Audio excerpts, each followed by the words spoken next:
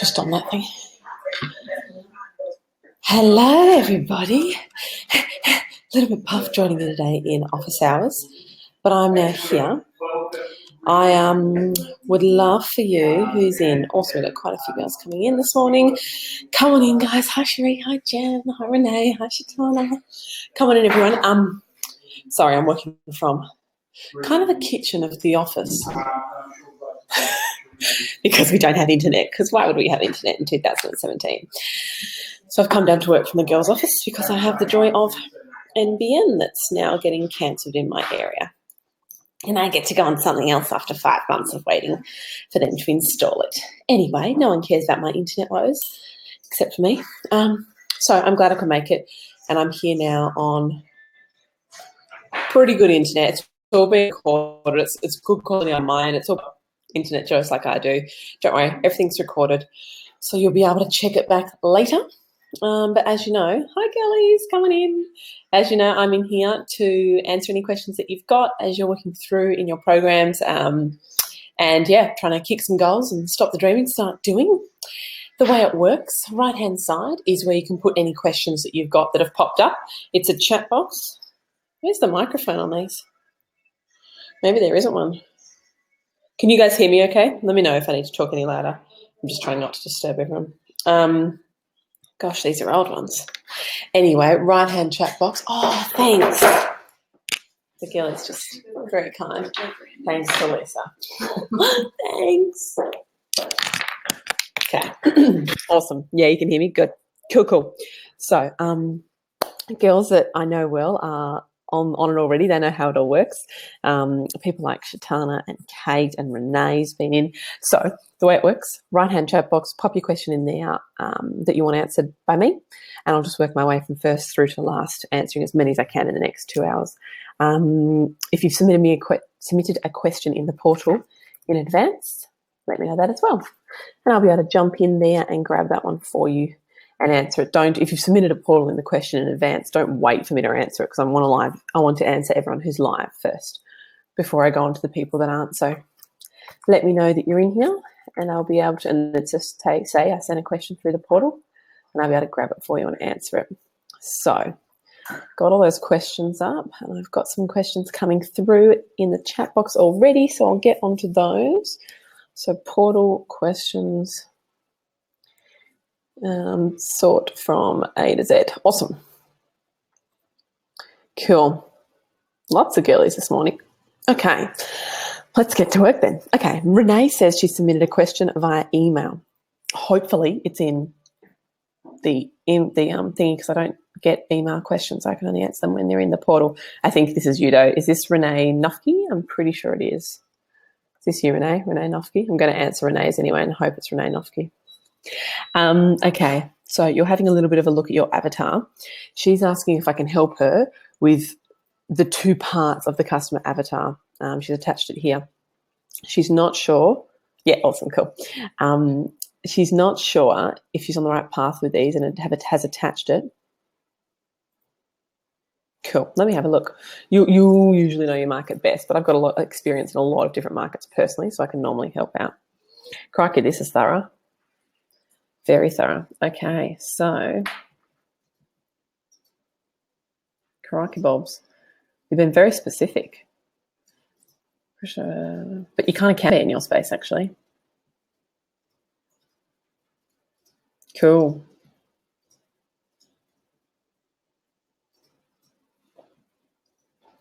Oh, how cool is this? So Precious Arrivals, she has pink and blue reversible items. So you can give people like clothing. How cool is that? Reversible newborn clothing range, specializing in organic cotton. It's the world's, this is flipping awesome. Cool. Well, we girlies will get behind that. Anyone who are mums or mums to be. I love it. And anyone who's got bucket loads of friends who are having babies. I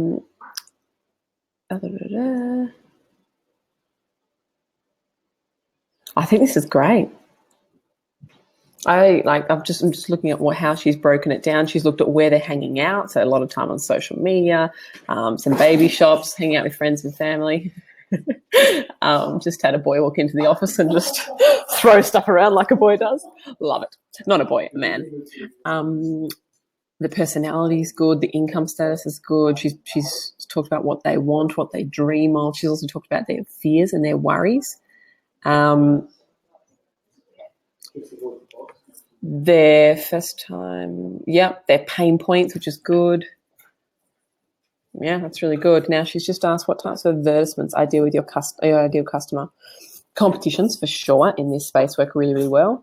And then education, and it's got to be easy, quick to consume education.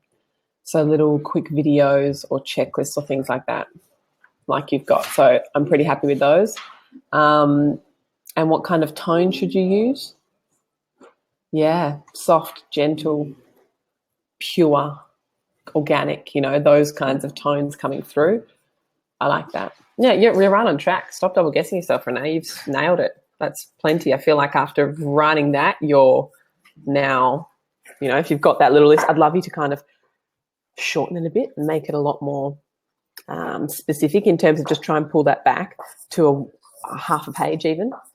So that you can at a glance go, just even if it's like some big keywords are like pure, kind, gentle, organic, those kinds of words, and then pull it back to pain points, 1, 2, 3, dreams, desires, 1, 2, 3. It just means that then from now on, having written that, you've already got it now in your mind of how to talk to people in your market.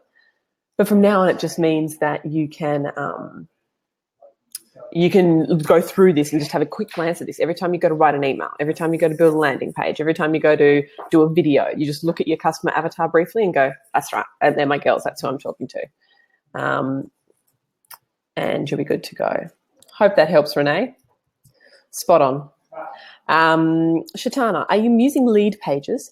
So wondering how I can access screenshots of the landing page that you made so I can copy those. Yes. So in the Identity Project, Shatana, in the Identity Project under week 2, I have the links of all of the pages. I have my ClickFunnels funnels if you wanted to grab those. I have a video on me walking through the ClickFunnels funnels so you can actually see what they look like and tweak them. And then underneath I have screenshots of each of the funnels. It's under the ClickFunnels section. Screenshots? I think it's screenshots. Well, I mean, it's definitely screenshots. Is it under the ClickFunnels section or is it under the funnel types section? It's in week 2. Just have a quick look and you'll see like page 1, page 2, page 3, page 4. I've got all the links for each of the pages in that funnel so that if you are using a different platform, you don't have to worry about it. You can just go and click on that link, go into that the actual look and feel of the page and go and create your own. It'll obviously be much more time consuming to create your own version than it would be just to grab mine. But if you're in a different system or you've been using a different system for a while as your landing page builder, then sometimes it's just easier for you to keep using that. Next question is from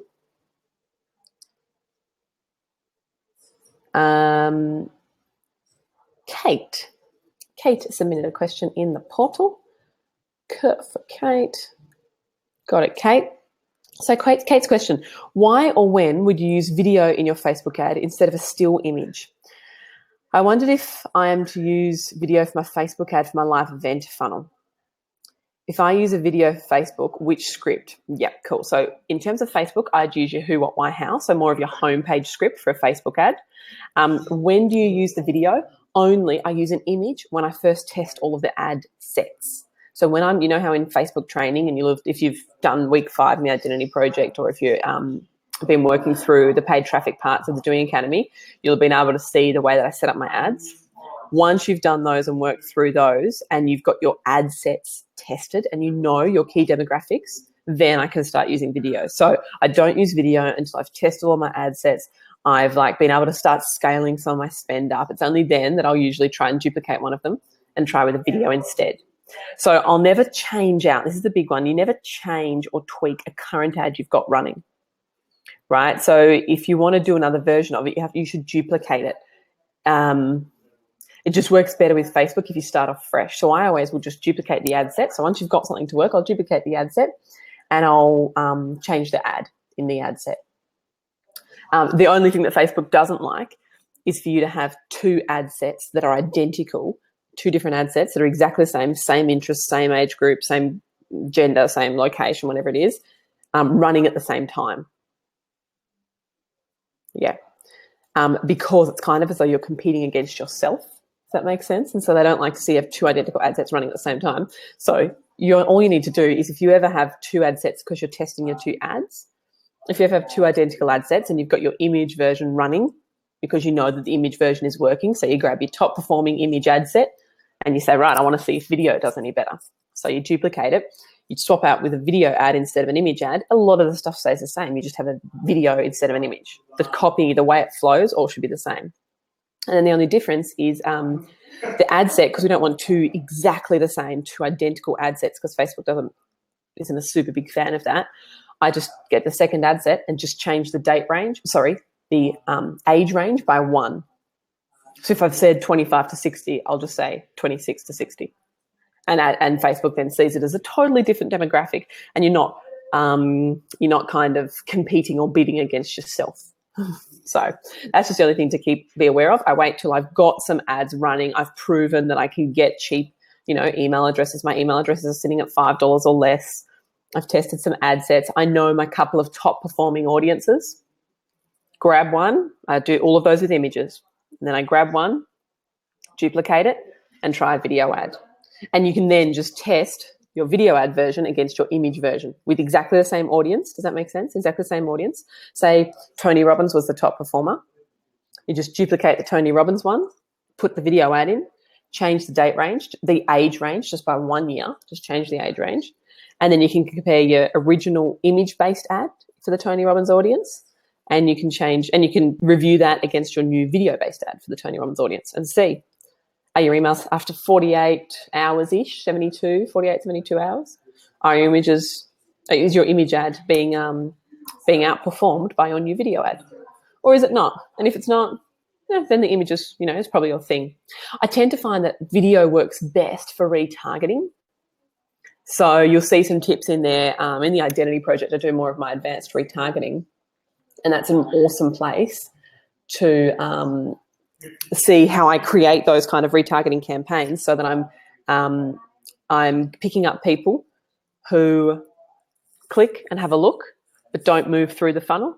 So I grab all of those guys in an audience, and I just have to do it once, and then it automatically keeps updating that list of people who have shown an initial interest but haven't got through the funnel.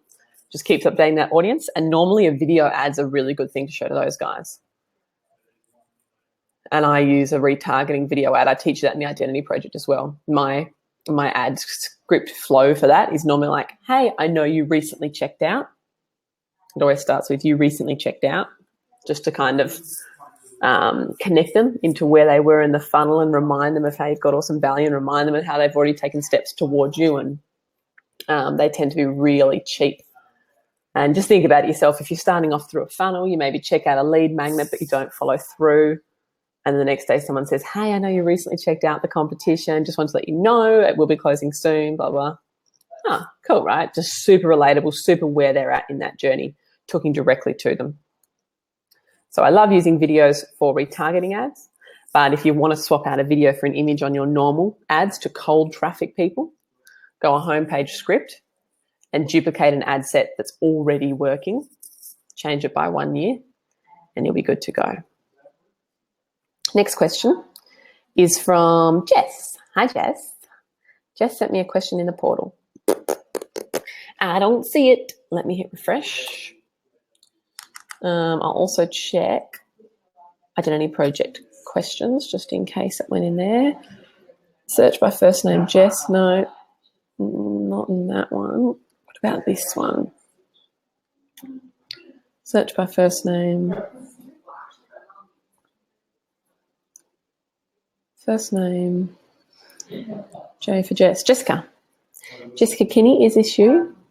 If it is, let me answer it. How do you entice, this is about video marketing, how do you entice existing customers to provide video testimonials if you don't get face-to-face with your clients? It can be hard enough getting written testimonials. Just wondering how you can push past that reluctance to get their videos there, to get their mug on a video. Love that. It's going to be played by strangers. Her business is a commercial law firm. So when it comes to commercial law, I'm pretty sure you can't offer any prizes for testimonials. So a great way to do it is to offer a competition for people to share their story, or give them some form of incentive, some form of reason to act and push through that reluctance. I don't believe you can do that in your industry. I'm pretty sure when it comes to like medical and those health related industries, I'm pretty sure you're not allowed to offer a competition. So we're going to rule that out. If you are, you would know, you're a lawyer. If you are, do a competition, right? And sharing your story, and whoever, submits the best testimonial wins. So that works really well. Alternatively, if you can't do competitions, it's all about the ease of use on the platform. So that's where I recommend using two parts to this. I will normally, if you've got a big database and you don't know who your raving fans are and who your people who had a really bad experience with you are, if you don't know who those people in your community are, it's often best to do what's called an NPS first, so a Net Promoter Score survey. A Net Promoter Score survey, you can do this with anything. You can do it with Infusionsoft internally, or you can do it with SurveyMonkey type form. You could do it with anything. And we first send them a survey, and I normally have this all automated. So within 30 days of their service, usually I try and get it within 2 weeks, I'll send them a survey and ask for some feedback, and I'll ask them to just one question, not 50 million. You could have a couple if you want, but the one that gets, if you keep it short and brief and simple, I would always first ask, how likely are you to refer ABC Law to friends or to colleagues in your network, or friends and family if you're in a direct-to-consumer, stuff like that. How likely are you to refer, blah, blah. And they score you from 1 to 10, 1 being extremely unlikely, 10 being extremely likely. And they score you on that. I only approach the 7s to 10s for testimonials, because there's just no point approaching the 1 to 6s. Those guys need a phone call. They need to be talked to and loved up and apologized to and rectified in whatever way you could possibly rectify. It doesn't work to go to the 1 to 6s. So that's a really good way to kind of segment your database and go, great, I got, hopefully 80% of people sitting in the 7 to 10 and, 20 in the 1 to 6s. And sometimes it's your fault. Sometimes there was nothing you could do, and it's just a really unruly client. It depends on the industry and the way you provide your services. So the 7s to 10s are the ones that I will ask for a testimonial. So once I've done that survey, I then approach those 7s to 10s. And so I'm just thinking of my agency days when I was running the automation agency and the digital marketing agency. So approaching those guys, and I always used to use, and I still use actually, Boast. Boast, just type in Boast video testimonials, BOAST video testimonials, or Bravo video testimonials. I wonder if there are any others. These are just really good. Boast and Bravo are still the two best. These really good platforms. Lila, can you please be quiet? Hush. That's my dog, not my team member. The team members are upstairs having a meeting. Get Bravo or Boast. Both you have a little link. You grab that link and you send it through. I just have it automatically in the email that goes out for anyone that scores 7 to 10. So if they score 7 to 10, it triggers an email saying, hey, thanks so much for the feedback. I'd like to invite you to leave a testimonial, blah, blah. And just remind them of the experience they've had, and just continue to remind them how much you appreciate them. Don't leave it just with one contact point. It's always great if over the next sort of 10 days, you can send 2 to 3 emails about that. Usually 3 is enough to actually have one of them be read and acted on. So send through those emails following up, and they have that link. The reason why that's so easy is that when they click on that link, it automatically, whether they're on the phone or their computer or whatever they're using, it automatically connects into any webcam devices that they might have. So the little camera on the phone, little camera on the computer, or a webcam they might have connected up, shows them an image of themselves, and it's really easy. They don't have to upload anything to anywhere. They just hit the record button, can leave a testimonial. Once they finish their testimonial, hit the stop button. They can watch it back and change it if they want to. Then they just hit submit, and it packages it all up and sends it back to you as a video file. And then you can put that in your emails, on your website, wherever you need to put that. Another thing that some of my people do in high-end businesses, I haven't actually done this yet, but I would like to with some of my girls even in this community, is to grab a camera yourself and pop out to that client. Or get, a assistant or whoever in your team could pop out and just have a chat. So the way I do, when I'm talking about that, it's not usually a testimonial, it's normally a case study kind of version. So normally there might be 3 to 4 people that you'll pick up every few months that are just key performers, like an amazing experience, great relationship, ideal client. You're able to help each other in an incredible way. And then popping out to those guys with a camera and investing in, or sometimes I take my director, pop out there, just do a nice, more detailed case study and pop that up. I mean, perfect examples of this are people like Infusionsoft. If you go to infusionsoft.com and check out their case studies. And you don't need heaps of case studies. Testimonials, you tend to need more, but when it comes to case studies, you just need like 3 or 4 because they're more of an expose into the experience rather than just a comment on a camera. So yeah, there are a few things. I only ask you 7 to 10s. Follow up so that you don't just ask them once. You need to follow up 3, 4 times and then make it easy for them. Use Boast or Bravo or something like that so it's as simple as possible for them to leave a testimonial. Karen. Hi, Karen. Good to see you too. Okay, question about her Likeable Lady emails. Hope that helps, Jessica.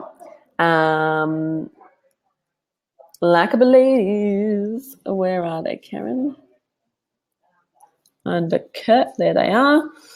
Cool. Can you please have a look at my Likeable ladies? Let me know if they're strong enough to attract attention.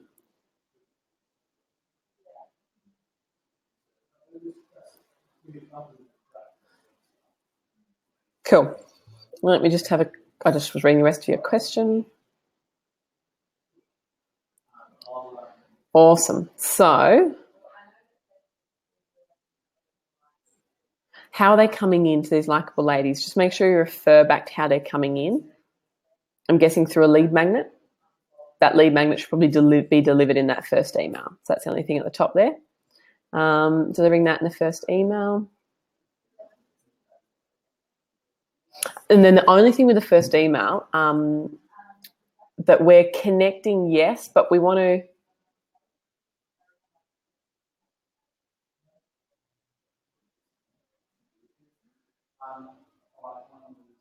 yeah, can you just make that first paragraph where you talk about the online gallery and things like that? Can you talk about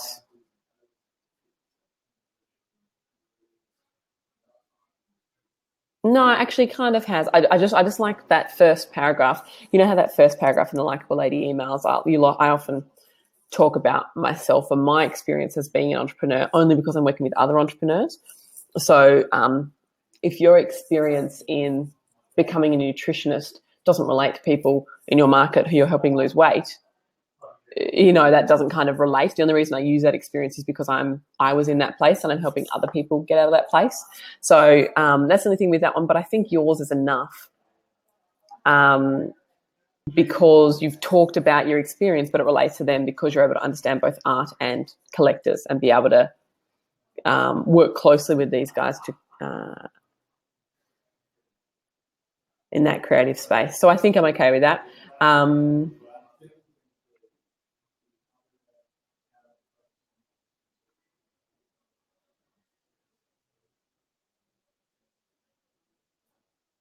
Cool. Happy with that. The only thing is, so you're asking about the $1. What are you saying that was for? The consult. It depends on what your price point is. So I normally only do the $1 element if I'm if I'm expecting to do credit card transactions under a few $100s as my primary source of income, as the main part of my profit generation element of my business. So if I've got $37 courses, $97 courses, $200, $300 courses, things like that, or products, I'll usually like to start the relationship out with a $1 credit card to get them with that experiencing that exchange. How when they provide me, even if it's just $1, they get incredible value. And imagine if you pay me $37, you'll get even better value. Imagine if you pay me $300, you'll get, so that kind of model works well if you're in the low price point. I offer free consults if the price point is like if they're going to end up buying something that's $1,000 or more, that's when it's worth doing a free consult and transitioning them to the next step that's of the higher value. So it depends on where your price point is. Have a think about where yours is. Offer it free if it's over $1,000. If your products are a lower price point, you probably want to have this as a $1 opportunity. So you've got the card already. It's much easier to turn a current customer, even a customer of only $1, into the next purchase when you're at that lower price point. So I like what you got there. Now, when I'm doing the Likeable Lady emails, I'm looking for a few things when I'm scrolling through. I'm looking for length. None of these are too long. I'm looking for short paragraphs, not big chunky blocks. I'm kind of doing a 3-line rule. If it's over 3 lines, you got to cut it. You got to halve it. But none of them are over 3 lines, so she's nailing it. I'm also looking for ... dots on the end of sentences, and then the next sentence starts on a new line, or not even the next sentence, the second half of the sentence it might be, starts on a new line. I would put a couple more of those in your emails. So just looking at now you're doing it pretty well. The only one I might put a couple more ... dots in would probably be email 4. We actually break it up a little bit more. Maybe just one more, because there are lots of 2-line paragraphs in that. Maybe just one more single-line sentence broken up, but not a big deal. It's looking pretty good. Another thing I'm looking for is a strong call to action, and that the last email has really heavy urgency. And it does. The call to action is very obvious in every email. It's the same in every email, which it needs to be. And the last email's got that urgency to it. The last opportunity for you to say, do you want it or not? Like, this is your final chance. I'm not going to keep pestering you about it again. You don't say those exact words, but that's what she's done really well in the last email as well. So I'm happy with these. Pretty much no change requests. Just make sure that if you did promise them a lead magnet, that goes in the first email. Otherwise, you're all good. Well played, Karen. These guys can get into your email autoresponder and start getting sent out. I had someone the other day send some emails out to someone. No, she had a database of 60 people, 60, and she got 11 of them to buy her $500 product with like a week's worth of emails, just sending emails, a couple of, I think 3 or 4 emails. $500 each, 11 people bought it. Pretty good. 60 people on her list. Imagine if she'd had a list like mine. Would have been mega wealthy. That makes me want to send even more emails to my list, because I know that there are people in there that we go crickets on, that's my main focus in the next few months, people that I just go crickets on because they didn't say yes right away. But it just might not have been the right time for them, or they might not have quite understood it, or they might have been in a different place back then than they are now, or they might have just need to trust me a little bit more, right? You just got to stop. And if they don't want what I've got, that's totally fine. They can just hit the unsubscribe button. I don't want to keep pestering them if they don't want what I've got. So I like it when they hit the unsubscribe button, because I'm like, cool, okay, so you're good. You don't need anything from me. You got what you need. Whereas the people that stay on there and keep reading the emails, they're just waiting for that moment when they are ready. And when they are, if you keep communicating, you'll be front of mind and the first choice. Sophie, how long do you think I should run a competition for? This is her first office hours. Welcome, Sophie. How long do you think I should run a competition for? Totally depends on you. Double check any law in your state as to if anything applies, but usually it's only for competitions where the value of the prize is, thousands and thousands of dollars. And normally that wouldn't be the value of the prize for a lot of the girls in my program. That would be a bit of an investment. So normal competitions, I would like to run a campaign for at least 6 weeks if it were me, just to give myself enough time to push enough traffic to it and get enough leads from it, and enough sales before I give something away to them. Yeah, I would normally go, it's got to be between 30 and 60 days. I would probably say 6 weeks is my sweet spot. I'm about to run one on my social media in June. So how long is that running for? I don't think we've confirmed it. We've got the prize and the strategy all worked out. I don't think we've actually confirmed the start and end dates yet. So I'll have to let you know on that as well. You just keep an eye out for it and watch how we promote it. because that'll be another opportunity to see this kind of stuff in action. Sandy sent a question through in the portal regarding Facebook advertising. Let me check it out for you, Sandy. Okay. Oh, hi, Sandy. This is Sandy. Cool.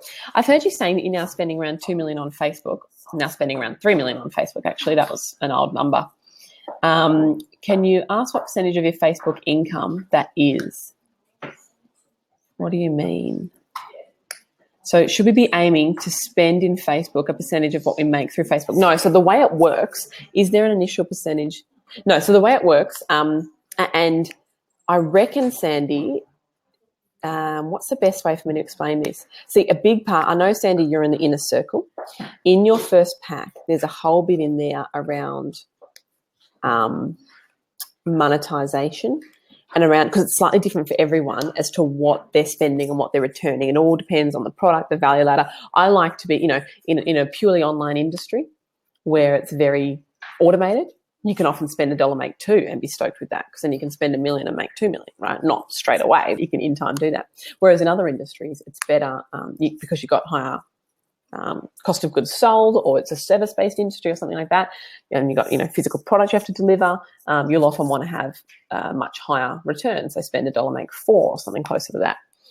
I got some of my girls who are spending $1, making $8. So it all depends on the space. The biggest thing when it comes to Facebook is you've got to make sure that your numbers are sexy enough. So Sandy, you're in the workshop project. I want you to go and have a look at, when you get to the numbers section, that's kind of the critical bit.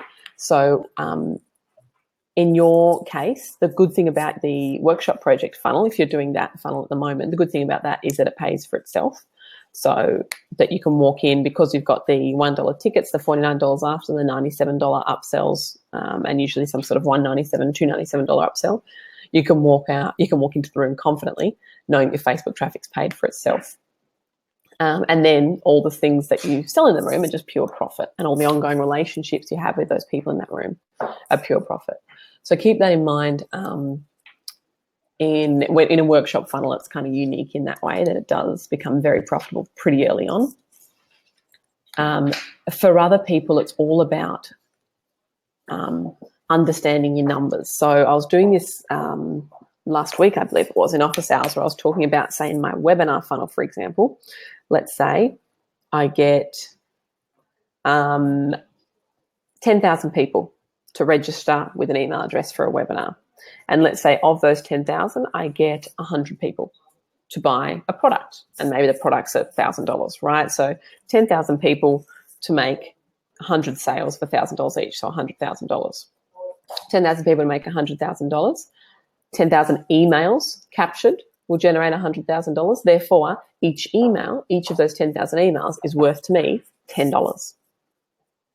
Right? So of those 100 people that buy $1,000 each, $100,000, 10,000 people entered their email and started off in that funnel. So each email that I'm generating in Facebook as a registration, to me, is worth $10 in revenue. Let's just say in that scenario.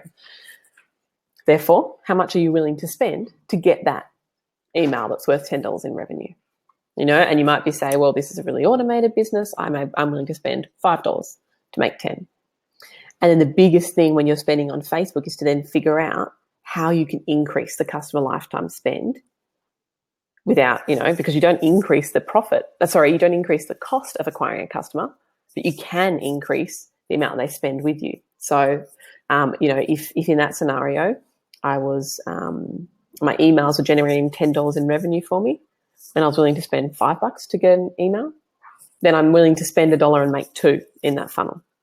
Right. However, if we add on, I don't know, a $5,000 product that 10 people out of those 100 customers buy, they make another $50,000, then that's $150,000 generated out of those same 10,000 emails. So 150,000 out of 10,000 emails is $15 an email is what I'm generating. So I still have to spend $5 for an email in that scenario, but I'm making 15. So I'm spending $1, making 3. So that's where I see the biggest opportunities for growth. And that's why I get excited. Even if someone's funnel in the front end in those first couple of weeks is just breaking even, like in those first couple of weeks of a customer coming on board, even if just the people that they're literally cherry picking, like that low hanging fruit, even if that is just breaking even, awesome. Because think about it, we can always add products to the value ladder. And on top of that, we've got that opportunity, as well as, being able to add those 5 gram products or being able to add those cheaper products to the value ladder. Or if you're in an online store, physical product, you've always got those repeat recurring purchases that you can promote at all the different seasonal times. So there's always ways to increase the customer lifetime spend, that average spend, without having to impact on how much it costs you to get a customer. On top of that, and this is why I want to do a little bit more training with the inner circle on the email list. As you start to build an email list, even if it's only small, a lot of people think that if they didn't buy from me in the first couple of weeks, they're dead to me. They think that basically means an outright no. And until they unsubscribe from your list, it's not a no. It's just a not now. So we have to keep on loving up those guys, and the money is in the list for sure. If you've got an email list and you're not talking to them, then your fingers must be broken, because that's where the money is, right? So being able to, if we think about that example I just had, 10,000 people gave us an email. And to make that really profitable, I only had to have 100 of them buy. 10,000, 100 of them buy. There's 9,900 people that haven't paid me a cent, right? And it might not be no, it might just be not now. So the way that statistically, the way that it works in this marketing space is when you're doing a Facebook advertisement and getting out to people, of the people that start through your funnel, about 3% of people are ready to go right now. And they will take advantage of those opportunities in that funnel. So 3% are ready to go right now. 6 to 7% are open to the idea. And if that funnel's good, and if there's a nice, likable lady nurture, you'll be able to position that well enough to show them that it's the right next step for them. So 3% will buy straight away. 6 to 7% are open to buying straight away. So that's kind of 10%. There's usually then another 60% of the market that were just never planning to buy from you. They're just not a good fit. They don't have the cash. They don't need your product or service enough. 60% aren't a good fit. And that's okay. We recognize that we're not right for everyone, right? So 60% weren't ever going to say yes. That 3 plus 6 or 7%, so 10% of people-ish, are ready to act pretty early on if you work that funnel well, if you talk to them well and communicate the value in those first couple of weeks. There's still 30% left that didn't buy right now, weren't open to buying right now, but weren't a no. And they're the 30% that everyone ignores and that you and I need to love up, because there will be a time when they're ready to buy. And when that time comes, you and I will be the first choice, will be the front of mind people, because we haven't just given up on them. We've continued to add value and love them up over time, so that when the time is right for them, you're the first choice. So that's kind of the way that I want you to approach Facebook. Have a look at what a customer's worth to you, and then you can figure out how much you're able to spend on an inquiry, on an email, to be able to get those customers.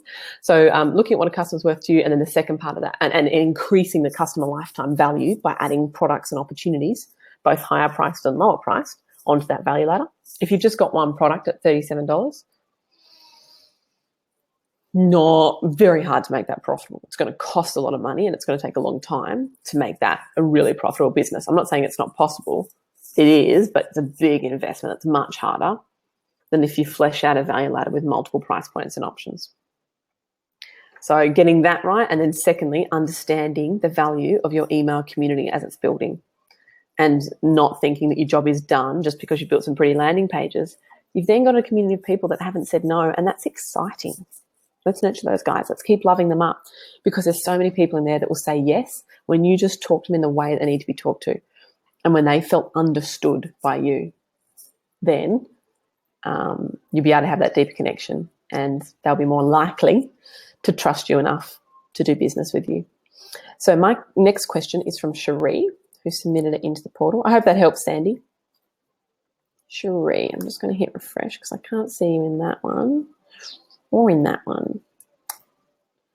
Just hitting refresh and sort by first name.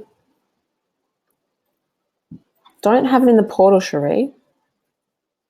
I don't have a successful submission from you. Nah. Cara, Carol, Caroline, other Caroline, Christy. No, I don't, Cherie. Can you pop it in this chat in the right-hand side? Or try submitting it again. Maybe you didn't quite press submit at the end. I know a lot of people sometimes do that. Gemma. Gemma's got a question that she submitted on Sunday. Got it here, Gemma. Can you please provide some feedback on my Facebook ad? Yes, I can. On your Facebook ad picture. Let me have a look. Yep, this definitely won't work. I know why this isn't working. The image, just having an image of stone pavers, just won't convert anyone. So we need to, I really feel need to have a female face in there. Female face is looked at 4 times longer than male, so I would try and have a female face somewhere in there. Whether she's cleaning the tiles, try not to make it too shutter stocky, too stock imagey. But getting a human into that image, I know that with your ideal target market, this will hit a point, and a bit of a pain point because that image is probably something that's really familiar to them, but it's going to be scrolled over if we don't have either a female on it or something on it that says, something even if it's visual that says, or text-based, look familiar, ? Or just something to make people. I didn't at all think that this would be about stone cleaning and stone restorations. Look familiar, ? Or female face, just adding a little bit more to this image so that it's not as dry. Just needs a little bit of personality. I know putting personality into stone that needs to be restored is an ask, but I think you can do it.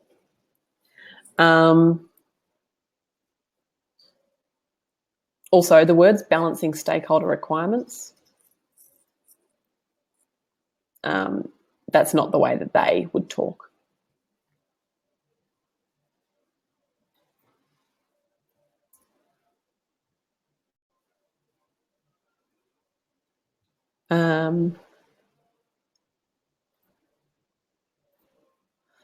So over years of helping our, are we going to, when you say owner, stressed concierge staff, frazzled cleaning contractors, are we talking about, I'm guessing, commercial? Yeah.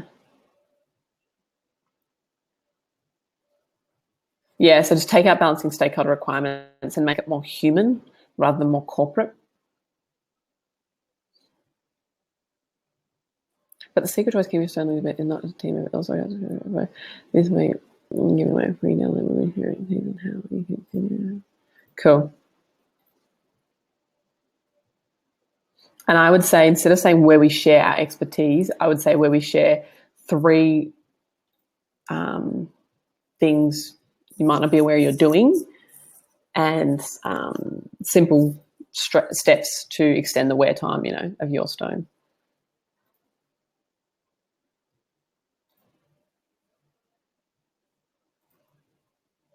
Yeah, I think we need to get some human in there. Or we need to put some text, probably more so we need to just put some text over the image so that at a glance, because remember the image is the first thing that the eye sees, and then they look at the headline below, and then the eye scrolls to the top and reads from the top down. So the image is the first thing that stops the scroll that they look at. Let's make sure that just the image alone should tell the story. So let's try and make sure that image has a really clear message or question on it. Yeah, that really defines what this is about. Because right now, and I would say, attention, and then talk to that kind of customer avatar that you'd like to identify most from this ad, and going at it from that angle. So make those couple of tweaks to the ad. If the ad's not getting clicked on at all after that point, we may need to try a different approach. It may just be a little bit too dry. So we may need to do a case study, a before-after kind of look, so that people can see the before and the after on the image itself.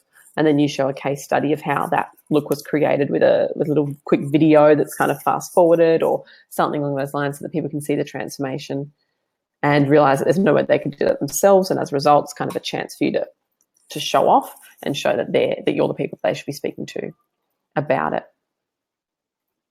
So yeah, let's make sure the image tells a story in and of itself. Like there's a couple of tweaks that I mentioned.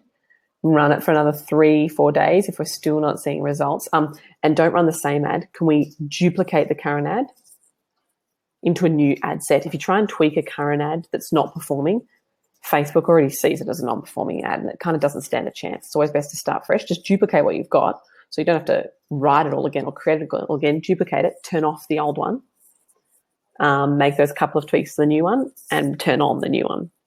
So you don't want them both running at once, the bad one and the good one, or the new one, but you do want to duplicate it rather than tweaking the current one. If you've got an ad that's just not working, tweaking the current one, Facebook's like, no, that's dead to me. And kind of doesn't care so much for giving it a chance again. Next question is from Tonya. No, Tonina. Sorry, I probably just butchered your name. Tonina. So in the portal, she wants to hire some overseas PA or VAs as I call them and wants some recommendations. Let me have a quick look at your question because I've got some great ones. Cool. I'd like recommendations, please, for the best people to use. Okay, so this is digital graphic design work. So I wouldn't call these guys. Oh, wait. And also for some PA duties like typing up Evernote entries. Awesome. Cool. So I would talk to Anna from the Little Doers book, so doersbook.thedoingacademy.com. She would have a team member in there. I originally have those guys. I've got some developers, some of Anna's developers that I use for my web design and have for the last 5 years. But then they've also, she's under websites. Then they've also got an amazing team. Where is she? Anna. An amazing team of, when you talk to her, call them VAs, virtual assistants, would be what those kinds of people are called.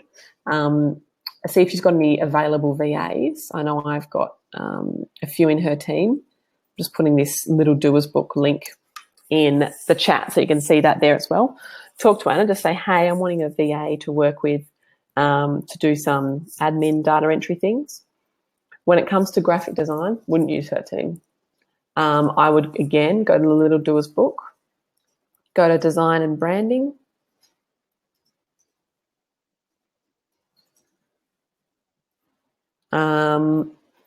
One second. I'm just trying to find someone who's in your price point.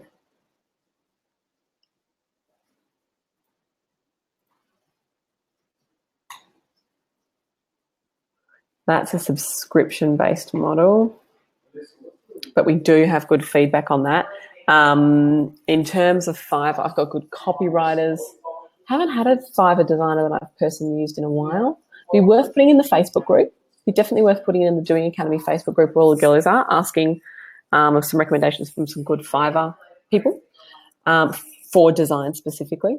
And then have a look too at the Doers book, DOERS book, doersbook.thedoingacademy.com.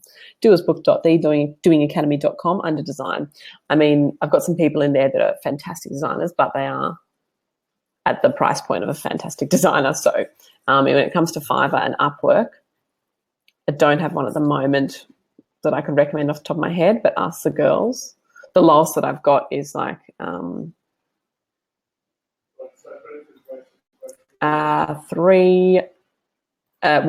a month, and you get heaps of different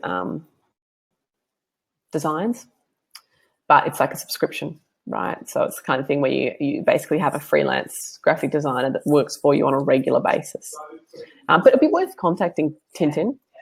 So Tintin Design, where are these guys? So it's Greet. Where's Greet? Australia. It's worth contacting her and just see if there's something that she could do or someone that she could recommend at that lower price point. Because Greet's been wonderful to a lot of my girls. As long as you brief them well, don't expect them to read your mind, right? You've got to brief them well. So I hope that helps. Awesome. Cool. Next question is from, you're welcome, guys. Yeah, if you want a copywriter, go to the copywriter section of the Doers book. So doersbook.thedoingacademy.com. Go to copywriters and you'll find a great copywriter in the top right-hand corner. You'll find a great copywriter in there, a couple. David from Fiverr is a really good writer. I've only heard good things from him, of him. And then there's a couple. There's Mike from the Sales Copy Lab, which is the next price point up, but also really good and really affordable still. So definitely worth checking out those if you want a writer. Jane sent you a question in the portal this morning. Let me have a look, Jane. Got it here. Which Jane? McLeod. Awesome. Okay. Awesome.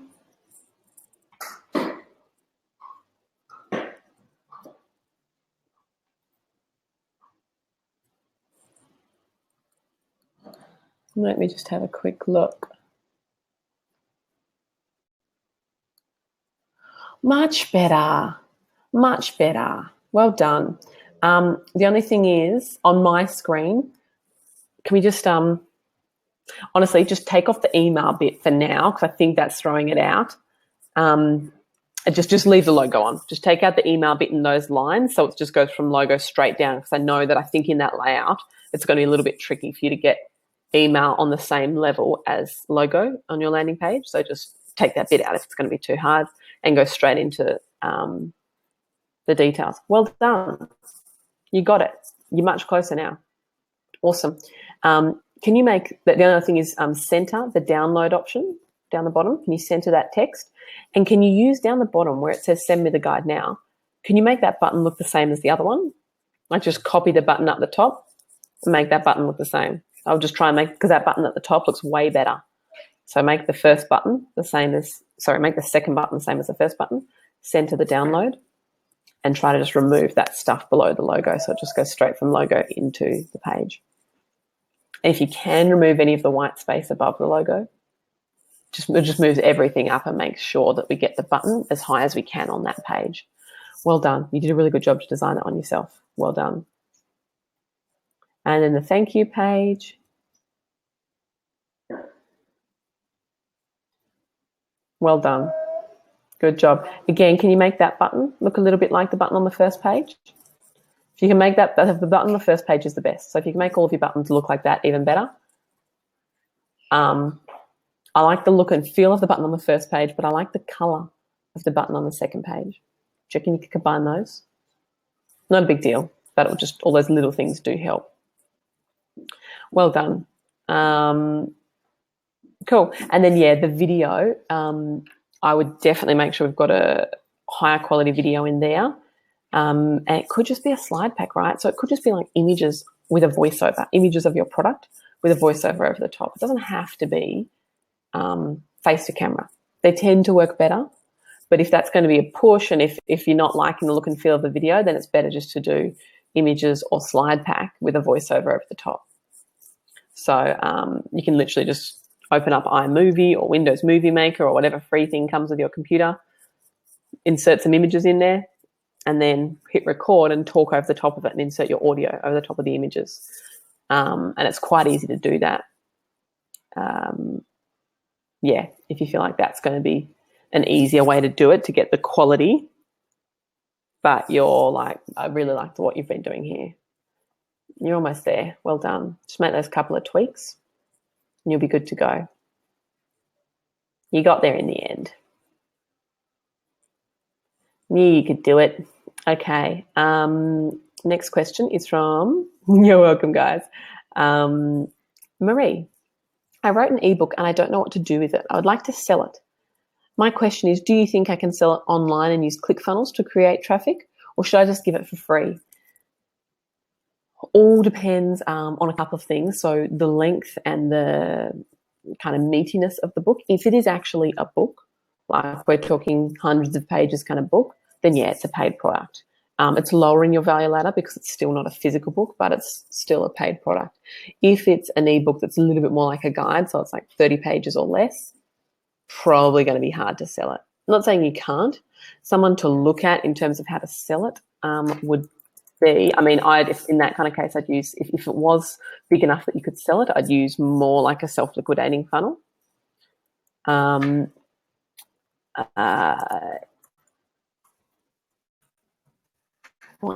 second, I'm just trying to find that.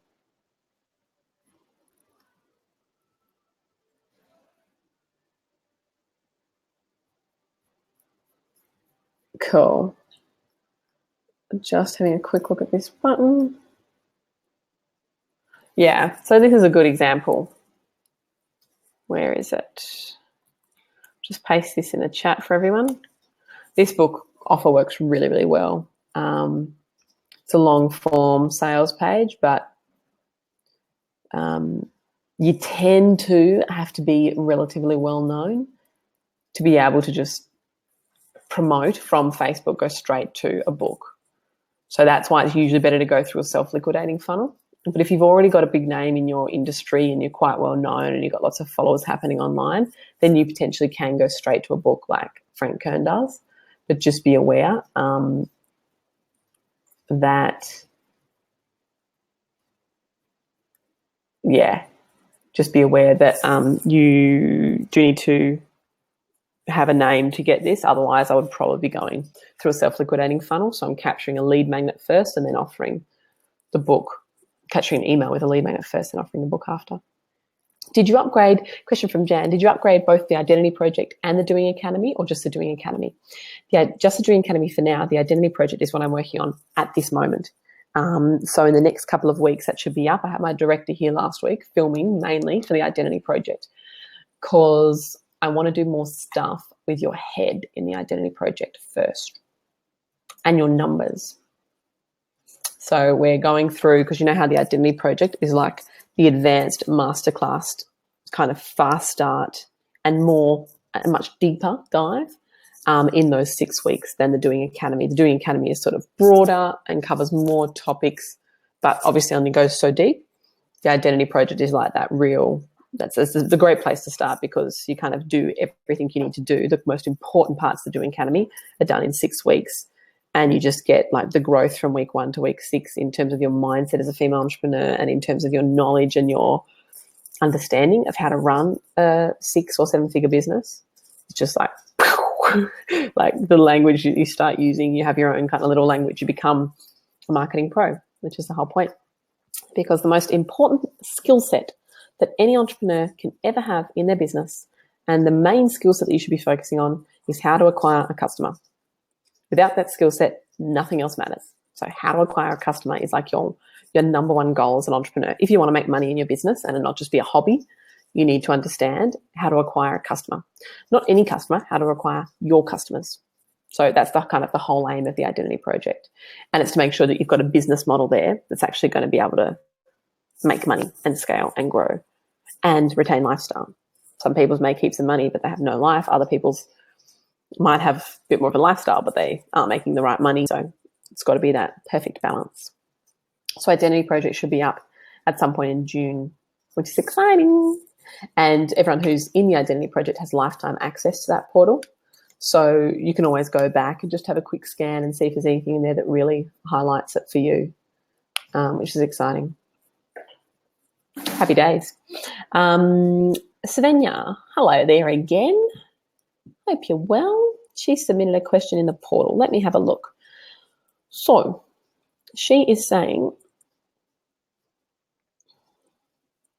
scrolling down 1 second, I just saw it. Awesome. My question is about testimonials.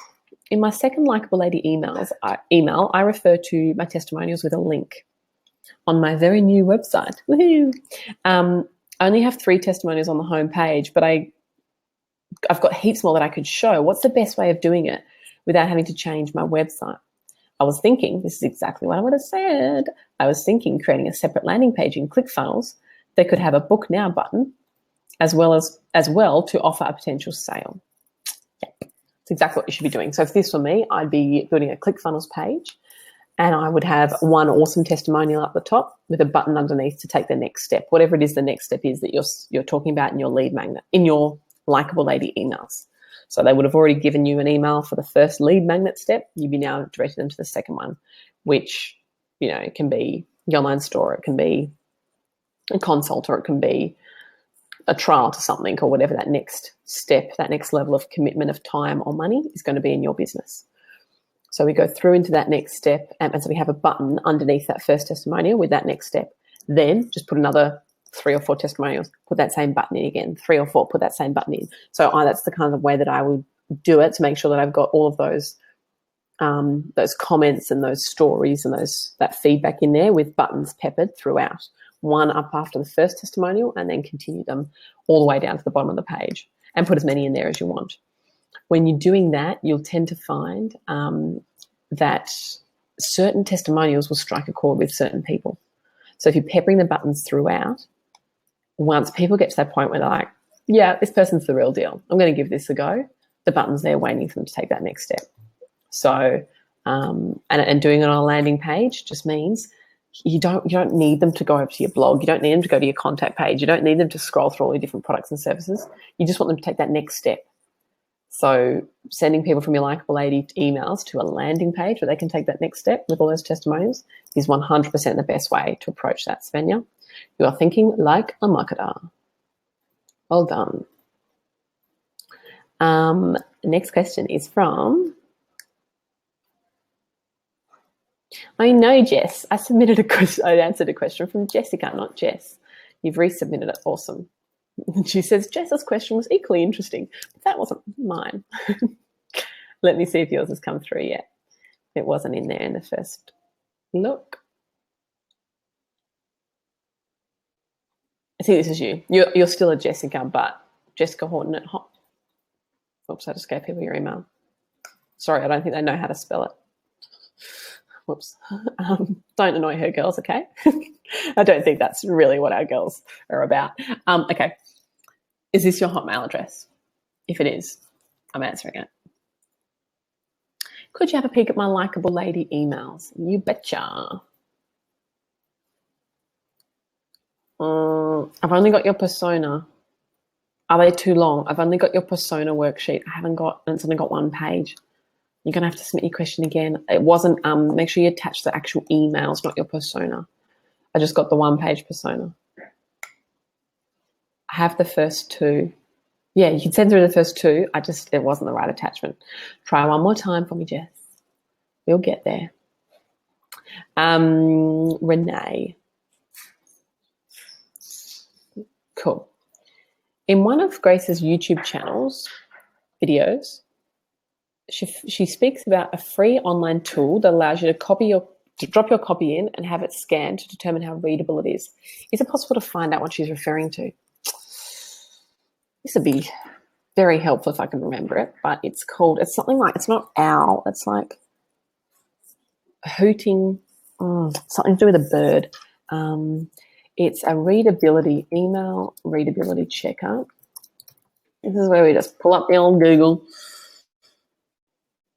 I wonder if it still exists. Hemingway looks like that's a reminder. That doesn't have anything to do with an owl, but that is looking familiar. Let me just go inside. Yes, I like this one. This is the one I was talking about. So I'm just going to test it again and see if this still does what it does. Let's put in someone's email. Who sent me their Likeable Ladies recently? I was just doing not Amy's, Karen's. Let's put Karen's in. So I'm just going to pop this into the tool.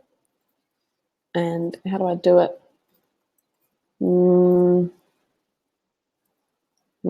Wow. How do I do it? Cool.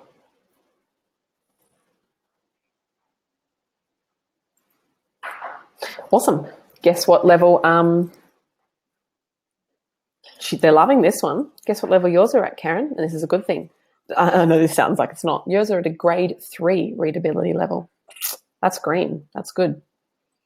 And it's got down the side that she hasn't used a passive voice at all. Nice work. There's 0 of 9 sentences are hard to read, but 19 sentences. One of the 19 sentences are very hard to read.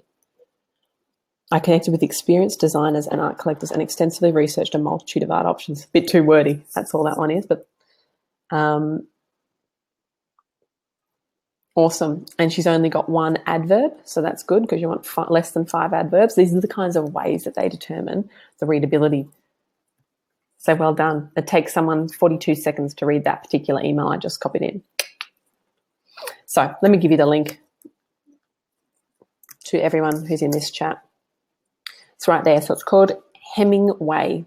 Not spelled properly. It's only got one M. That's not the normal way Hemingway's spelled, is it? Hey, Debra. There she is. Debra, look up here. What is it? What is it? Doesn't care. Okay, for those that just joined, I'm not getting any internet in my office because it's 2017 and that's acceptable in Australia. So I'm down here in the kitchen of the office where all the girls and boys are. Dumb. Okay, not that I don't love you guys, but dumb. Okay.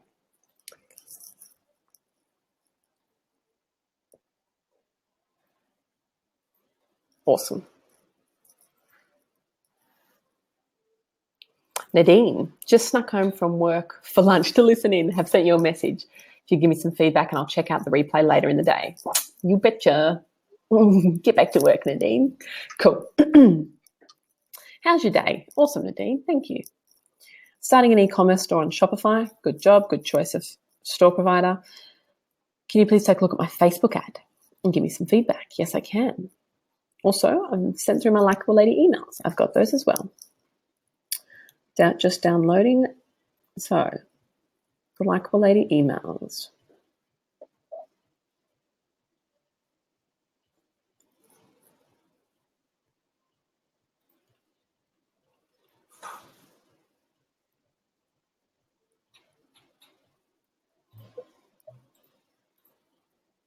Cool. So, I'm just looking at the what is really natural email.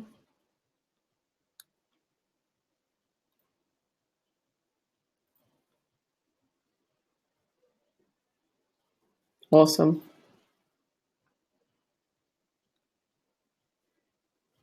Cool. Cool. Yeah, you're onto a really, just make sure email 5, you haven't done it yet, make sure email 5 is really brief. Keep that really short and really focused on the urgency, which is all about the limited time of the discount. I'm just making sure that your call to action is strong enough in all of these emails.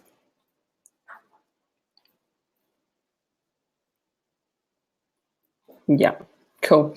Now, if I were you, I would add one more thing in your funnel. I would go into the Doing Academy, go to landing pages, and have a look at the landing page that I recommend in there for physical product stores for this kind of a thing. It's like they have these promotion landing pages for physical product stores. They're the best in the market. They'll get you the best results as to where you send these people back to from these emails to just get them to purchase. They're all Shopify friendly. They're actually kind of built in your Shopify store rather than separately. They're flipping awesome. So I highly recommend using those landing pages. If you go to the Doing Academy, go to websites and landing pages, which I believe is module 3, then click on landing pages. Have a look. I walk through a few of the different examples. Have a look at my link in there for e-commerce stores. It's awesome. You'll love it. And yeah, send them back to that page with the discount from these emails. Looking good. I'm just wondering if they're too long. No, not overly. I'm pretty happy with these. Yeah, that's fine. Cool. Do you reckon? No, you've got that. Cool. You've got testimonials coming in. Testimonials with your product will be like, they're just the best. If you can do, and I'm talking like selfie testimonials of real people saying,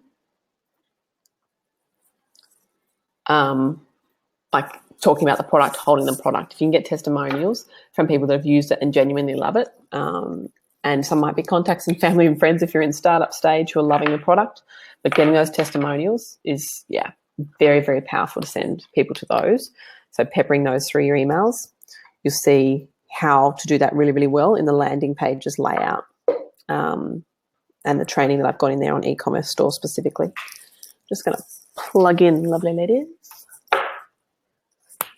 Hey, Tani, can you help me with this? What's the best? Ah, wonderful. She's on it. Thank you. That was quick. Okay. Done. Looking good. Totally on the right track. You got cool stories in there. You haven't got any massively chunky paragraphs. Yeah, looking good.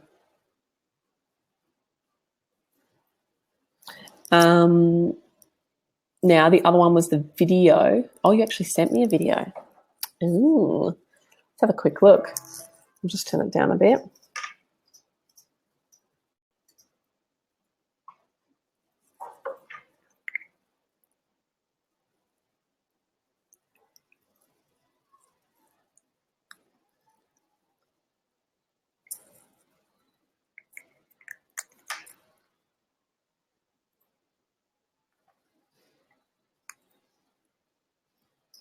Yeah, give it a go. You know what I want you to do first, though? Nadine, with you, like, I think that video is really good and better than a lot of things that I see out there. The only thing is, don't test with a video. It's just too much of a variable to test with. Test with an image, like you'll see, and you'll see all this in my Facebook training. Mate, always start by testing with an image. And then, yeah, definitely look back at the replay of this video. At the beginning, I answered a question on adding video to a Facebook ad. And I explained when the best time is and how the best way is to add a video and start using a video on your Facebook ads. But in that initial testing phase, you'll see that I recommend using images just to keep things really consistent and stable in the way that you're testing with your ad. But yeah, after the first week or two, you'll be able to start using that video and test that in comparison with a good image and see if that performs better, because I reckon it will. Next question is from Perfect Sophie. Yeah, 8 weeks. That's good. Stephanie, my question's in the portal. The crux of it, yes, I think I saw yours, is cool. So Stephanie,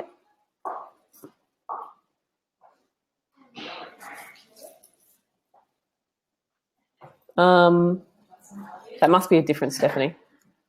1 second. Oh, no, it is. Okay. Local to online. Yeah, okay, cool. No, that is you. So, Stephanie, in your case, so you've got a few options as to how you can approach this business model. And she's looking at she does a few things at the moment. She's wondering which one she should focus on as she's building out her funnel. So she has a life coaching part to her business. She's also got a network marketing part, and she's got a personal training local to online. My personal opinion of network marketing and statistics show that something like 94% of network marketers don't end up making money. 6% do, but a lot of them don't have the traction that they need, and you really make the great money when you start in the from the ground up. And I know there's some girls in our program who make great money as a network marketer, and you can absolutely use the network marketing funnels that I have inside the program. But it's not, if your thing was which is the most fastest and most lucrative to build first. So which is the fastest, most lucrative to build first?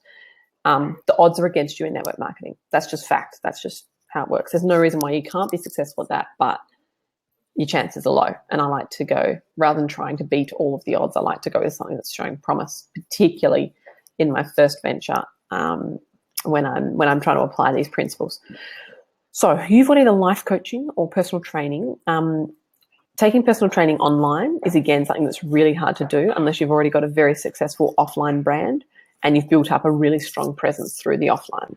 So it can be successful if you've got a couple of gyms running and you've got, tens of thousands of fans on Facebook and you've got a big email list that you've built up over the years. So if you get to that point in the face-to-face environment of personal training, then you can take it into a more online point.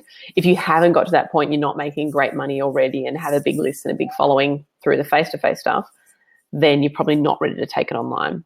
It's too competitive a space and the price points and perceived value is too low. For most people, you have to spend a fair bit of money up front to be able to make that one end up being a lucrative investment for the long term. So if you've got experience in the life coaching space, I would probably start there.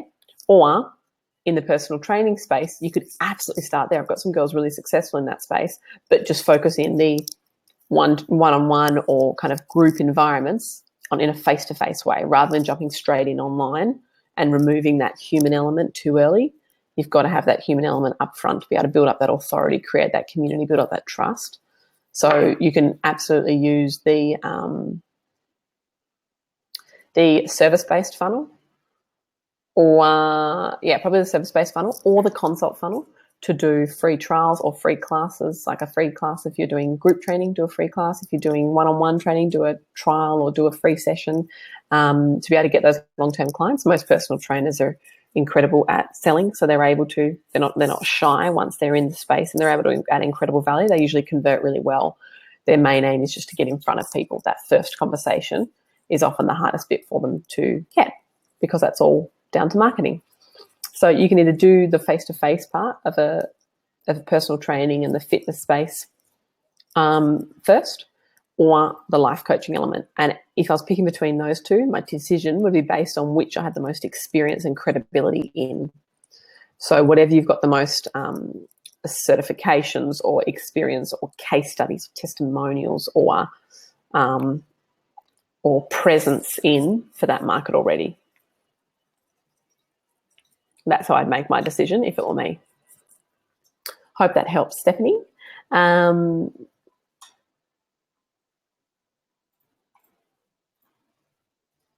Now, Sandy, your question, just to follow up to your last question about Facebook ads.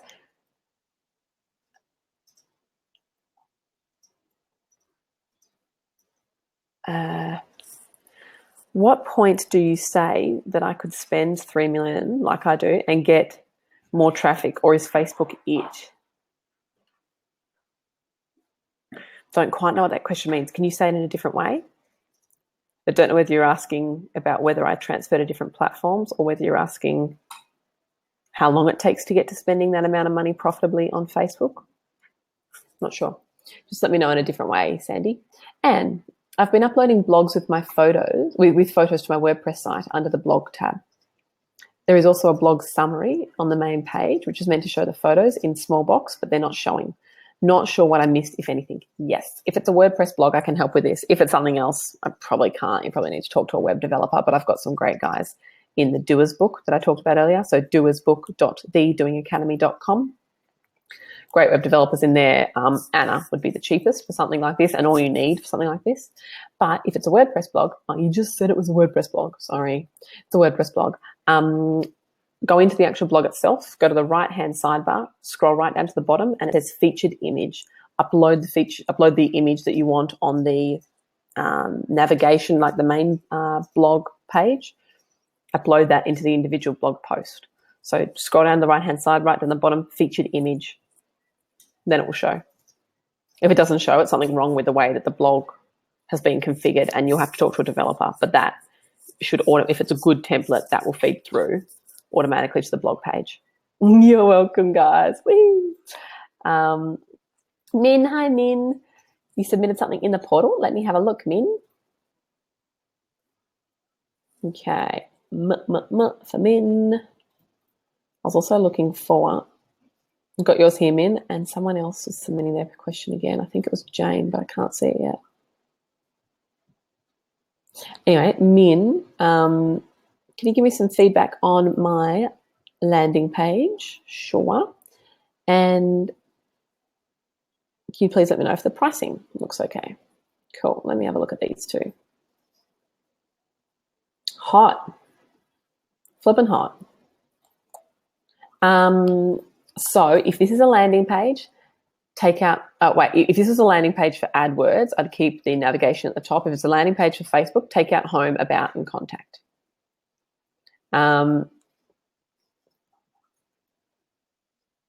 Cool. Can you bold now? Or even bold your brand now, or something, like probably just now. Awesome. Go you. You're only allowed to have, I think the call to action at the bottom, I think it's the same offer, but I think it looks like it's two different offers. So I would say down the bottom, yes, watch video now rather than yes, sign up now.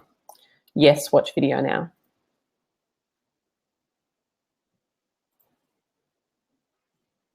And instead of about min as the heading of the second bit where you talk about, and I wouldn't let them dive deeper into Min's story. It's just another distraction that will cause them to leave the page without taking action. So take that to dive deeper bit out. And then I would, instead of about Min, say your branding mentor or something like that, like actually start to build that relationship a bit deeper. So your branding mentor or a word like that, tweak that bottom button so it looks like the same offer as the top button. So yes, watch video now would be fine. And then highlight the now bit. So we add a little bit more urgency to that. Take out the navigation if you're wanting to send people from Facebook to this. And it's one of the hottest I've seen in a long time. Well played. In terms of the value ladder, let's have a look. Oh, maybe that was your website. If it's your website, leave it all as it is. If it's your website, that's good because I've now got a landing page. Sorry, it said this is my landing page, but maybe you meant to say this is my website. If it's a website, leave it as it is. It's good.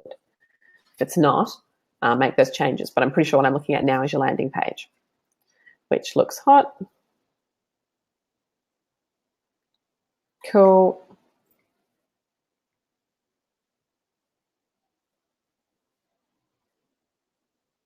Okay, so then she's wondering, let me just go back to the exact question as to how you're going to, because with notes, what service price below? Can you please let me know if the pricing looks marketable? So let me just give you a few criteria, I guess, around this.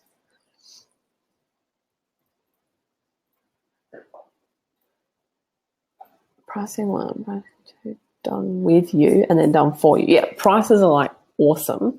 I'd look at potentially raising those in time. Definitely look at raising those in time.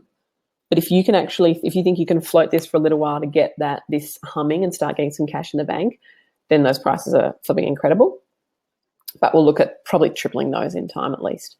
Once we've got the demand and you're like, you know what, I'm ready to put the price up now. I'm feeling confident in this. Good job. So yes, those price points are good, but just you're not putting them on this page, are you? This page, I'm pretty sure you're not. I'm pretty sure you just added that to the bottom. This page should just focus on the video. And then if I were you, on your next page, because of what you're in, I would absolutely offer a free consult. And in that free consult, you can then sell. Most people are going to want your done for you service. Like most entrepreneurs, that's what they need. And others won't have the budget for that, so they'll be wanting to do a lot of it themselves. And they'll be able to set that lower price point. But I'd like to fill up a day or two or a day and a half of your week with just new prospects that you're chatting with that have been qualified, that are hot, that are your ideal clients, so that we can start filling up your clientele, filling up your books, but also getting connected to your market to see where they're at, what messages are coming through, the way that they're talking at that point, so that you learn a lot from them and you can market to them even better, right? Just listening to their language. You'll see some really great tips on this. Min, I feel like you're in the inner circle, aren't you? Pretty sure you are. Your welcome pack left distribution yesterday or today. Yesterday, I think. So it should be with you really soon. There's some really good stuff on that in the how to sell without selling part, about how to run those consults and how to run that conversation once you get them to sign up for that free consult, so that you can get in front of ideal clients and you can hit those like high price points rather than just always having to sell your lower price points. You can hit those high price points because they trust you enough in a short amount of time due to your communication skills. And I just give you an exact script.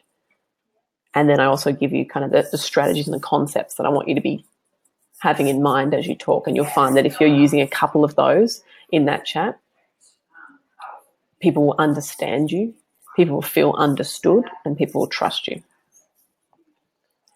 And you look lovely. I love all of your photos. You've got a really good photographer. Can you recommend someone on Fiverr to create the landing pages on Lead Pages?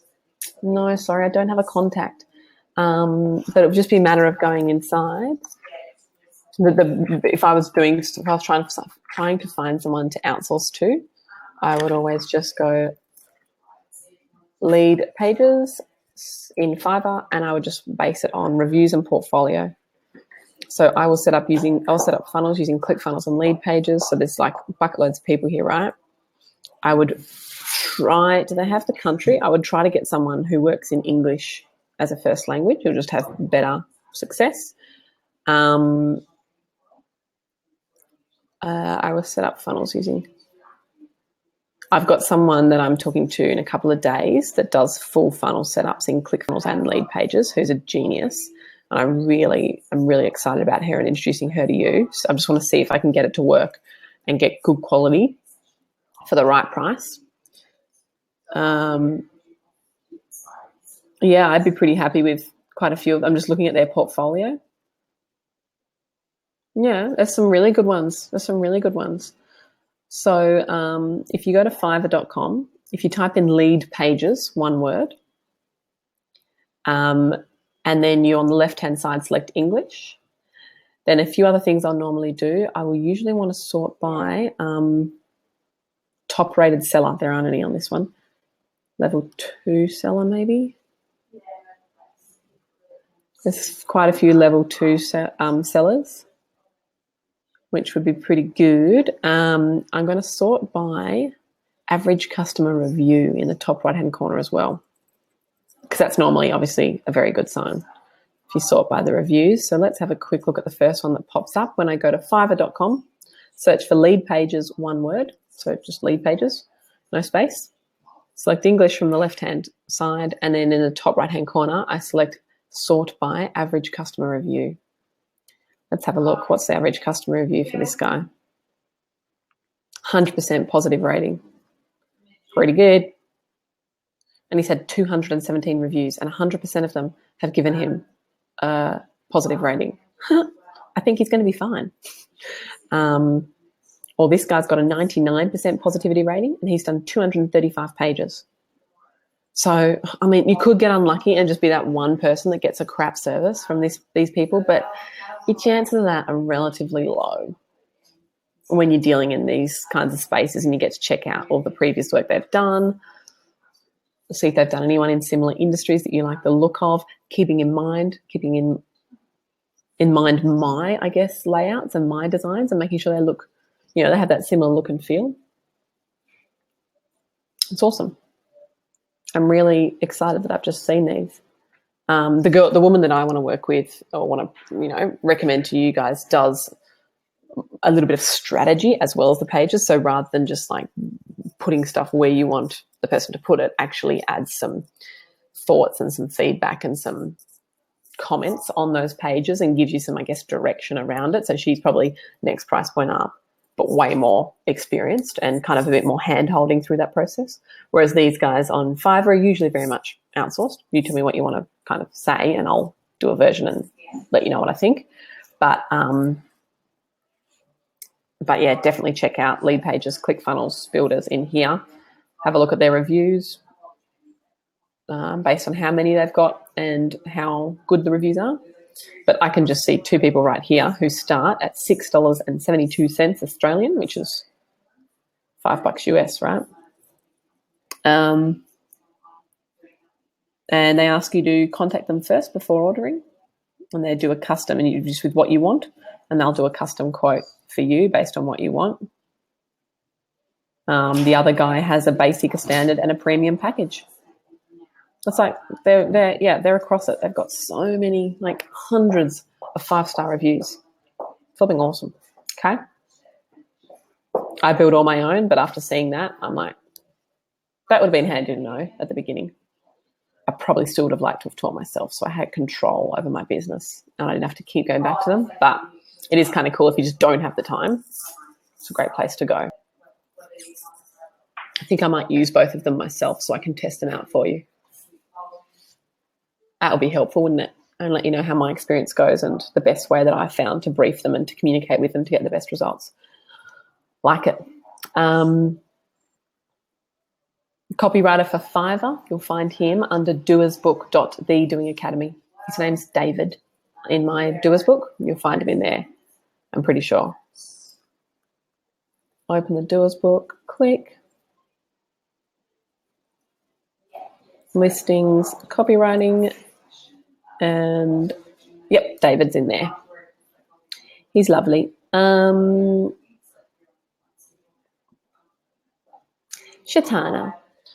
No, I just answered yours.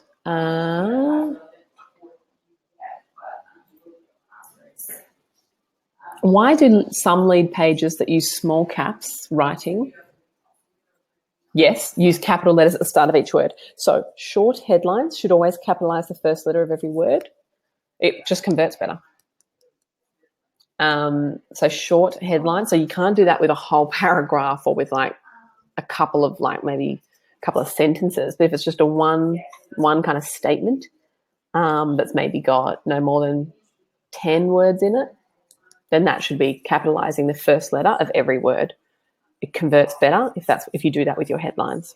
It adds authority to the headline and to the statement compared to writing in small caps. And it's much easier to read than writing in all uppercase caps. So it's the perfect in between and it converts better. If you were to split test your pages, which you don't need to do, you just trust the marketing stats. But if you were to split test your pages, that's what you would find if you did small caps, uppercase, and capitalizing the first letter of every word as 3 different examples. That's what you would find. I've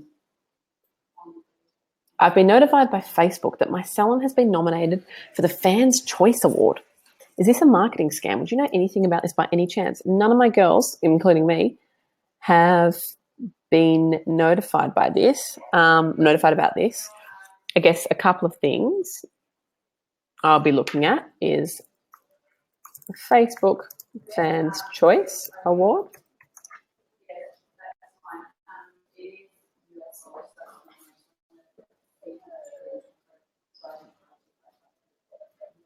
Just trying to make sure that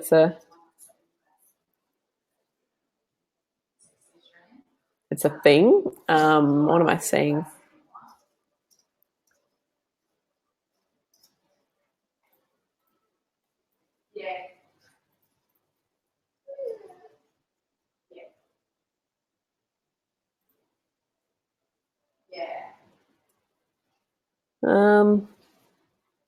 I mean, it looks like a thing. It doesn't really look like a Facebook thing. How many fans do you have?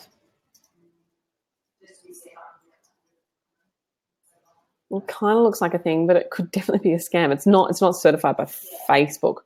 So if they've said they're Facebook, no, I wouldn't trust it. It doesn't look healthy to me. Doesn't look right.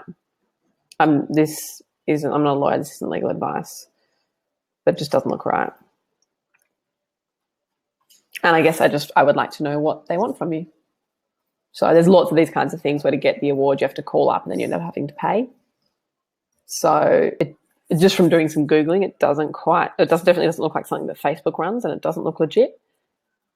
But if they haven't asked you for credit card detail, like if they've asked you for something that doesn't require you to give them any information, then you're probably okay. But I wouldn't be sharing information, or I'd be asking for a phone number to give them a call and actually talk to some humans about it. Because you get a lot of stuff about, awards or things that you've won, or panels or memberships people want you to be a part of, and then you talk to on the phone or ask for more information. You find out very quickly that you have to pay however much money per month to get access to this, and it's just all a bit of a scam. Good job, guys. You're welcome. Don't be silly, Jess. I've got it. Let me just have a quick look for you. Let me just close that, Jess. Have I got it yet? I'll hit refresh one more time. I think I called you Jane a minute ago. Ignore me. I meant Jess. Just had the wrong J in my head.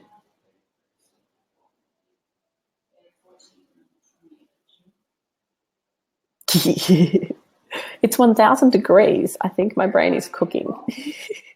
Where are you living?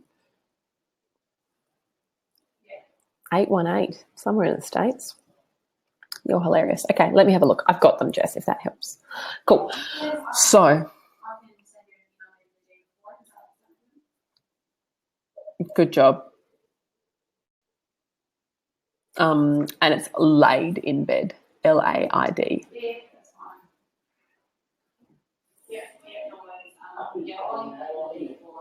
Awesome. I would break up the second paragraph in the first email. Just make sure you've got a ... new line. I personally had quite a journey to get here. ... new line, blah, blah. My own chronic health conditions. New line. Sound familiar? ? New line. I knew deep down that I had a power to help myself, blah, blah, wellness centers, so on. So, yeah, I would, I personally had quite a journey to get here, ... new line. Share that next paragraph. New line, sound familiar, ? Just a couple of trial closes.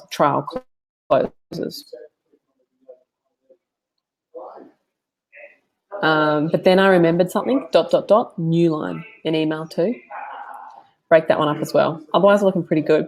Now, I'm just making sure the call to action is strong enough. No, so your put your video, the de-stress video, at the top of the first email because that's your lead magnet, right? Put that lead magnet, always goes at the top of the first email. The bottom of the email, once you've built a bit of that relationship, is reserved for the next step that you want people to take towards you. Right? So that's the call to action. Cool. And then the next bit here that I can see on the right hand, on the email too, is looking good. The only thing is I would just give a little bit more detail about, before you talk about the call to action, about the benefits to them. So saying something like, are you ready to blah? Are you ready to remove blah? Are you ready to experience blah? Or, kind of pre-framing a little bit so that they can, in their minds, say that subconscious yes. And then you can that gives you permission to talk about how they can do that, which is your call to action.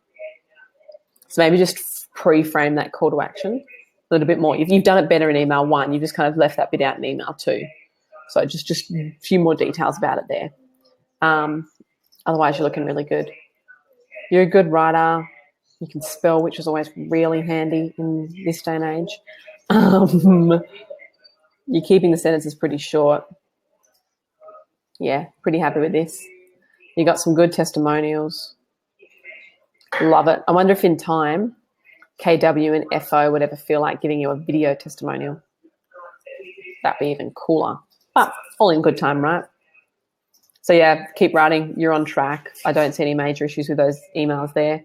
Just make sure that once you get to emails 3 and 4, at the bottom when you're talking about the call to action, just mention a benefit that they might not have already thought about. Like, just keep that sort of benefits focused as to why they would want to take the next step in this email with you.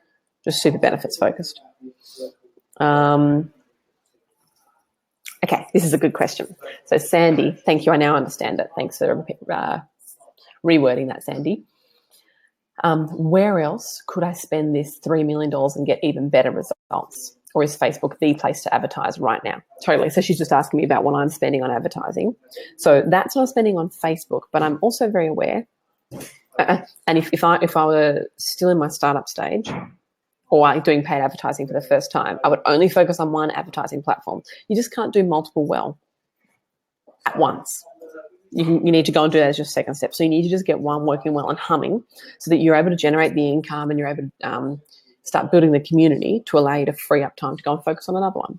So I'm saying you focus on one first. Out of all the platforms out there at the moment, and I've got some details on why I believe this is inside the portal in the Facebook section, I believe Facebook is the number one advertising platform in every niche and market right now, unless it's a prohibited market. So dating, gambling, drugs, any of those kinds of things, weapons.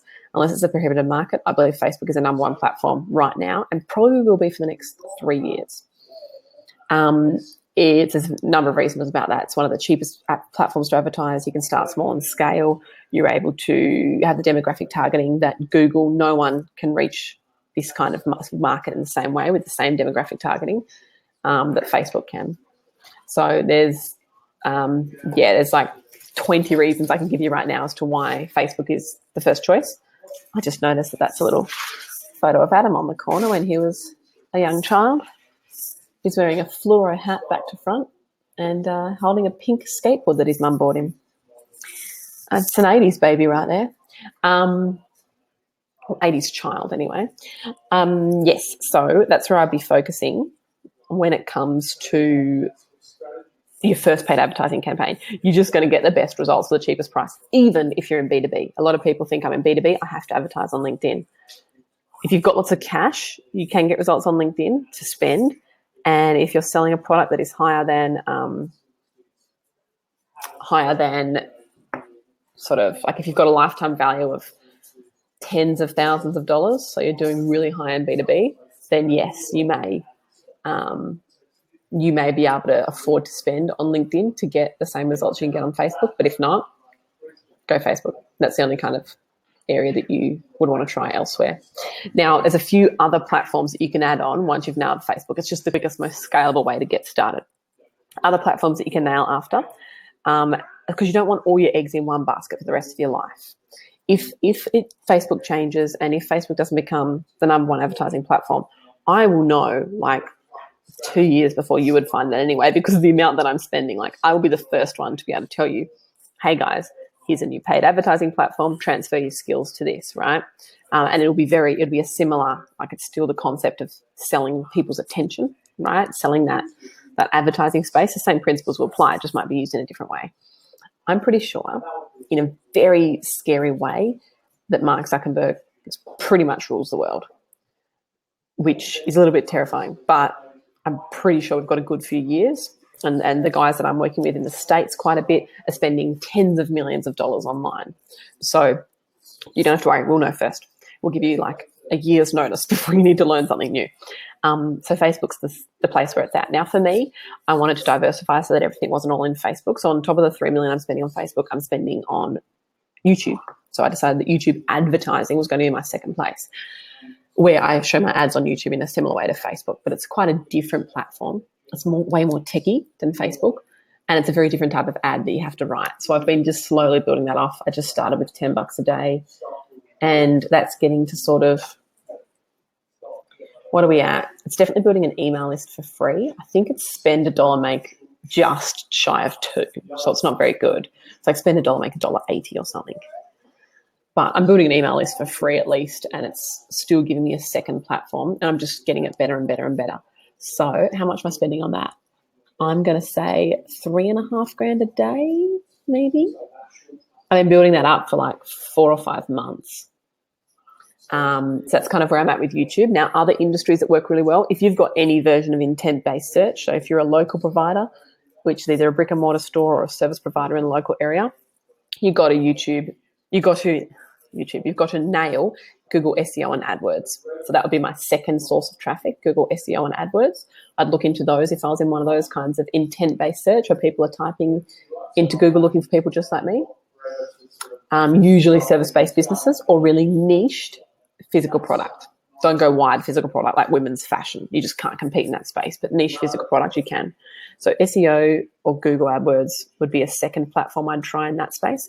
LinkedIn would be a second platform I'd try in high-value B2B clients, like if you're trying to get in and do big contracts with FMCGs or with big banking or big insurance or with big, finance or any of those kinds of spaces or healthcare or whatever. I'd go there if that on my business is my second advertising source. YouTube, if you like video, or if you're a personal brand, there's your second advertising source. Another one is Pinterest. So if you're in a female-heavy market, if you're obviously in that kind of crafty, homewares, weddings, baby, any of those kinds of niches, Pinterest would be my second choice. I'm looking at a campaign in Pinterest at the moment because the demographics aren't anywhere near as good as Facebook, but with Pinterest advertising, you can get some really cheap emails if you know how to use it well. So I've got some training on Pinterest in the portal as well.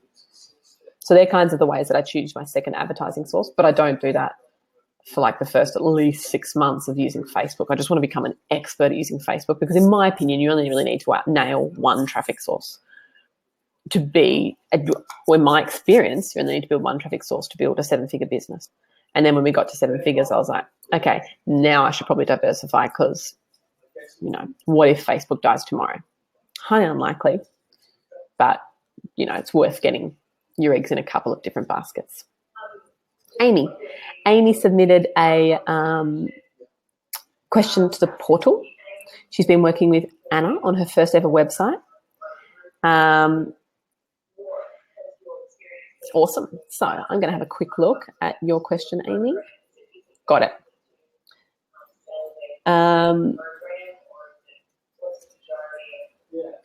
So she was able to focus, apart from working with Anna and that great experience she's been having with Anna, really glad of that, Amy. That's one of the web developers I use. Her team is the web developers that I use. One of the other bonuses was that she had to focus on her value ladder so that she could get her website reflecting the price points and everything that she was selling. So the last step of her ladder is a antenatal yoga retreat. Couples can come and get that education with that real mindfulness approach, which is so powerful. I've got some friends going through pregnancy at the moment, and that mindfulness is like the new buzzword. That what's the other one? Where there's a woman that has a course in it. What's it called? She has a course that's a 2-day weekend retreat, like a Saturday or a Sunday, not 2 days together, 2 consecutive weekends, where she just has 1 day on the weekend. And it's a course and it's $500 in a larger group setting, not just sort of that really, really intimate. It's in a larger group setting, $500. And it's that one where, can't remember what it's called. It's basically a mindfulness version of mindfulness, that your body was created to do this, and you can kind of breathe through it and listen to your body more than, it's kind of the doctors and the nurses who are there in terms of the way that you approach it. I don't know. That one sounded really good. So she was in the mothering space, quite successful in that space, in that sort of pregnancy newborn area. And that 1 day on a Saturday, 1 day the following Saturday, that kind of layout worked really well for her, particularly because mum's getting away from like other children or getting away from work and things like that over 2 days can be a little bit tight.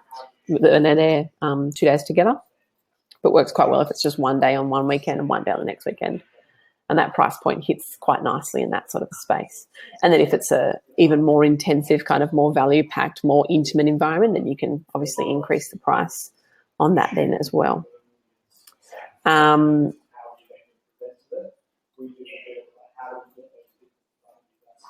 Okay, yours are on the higher end.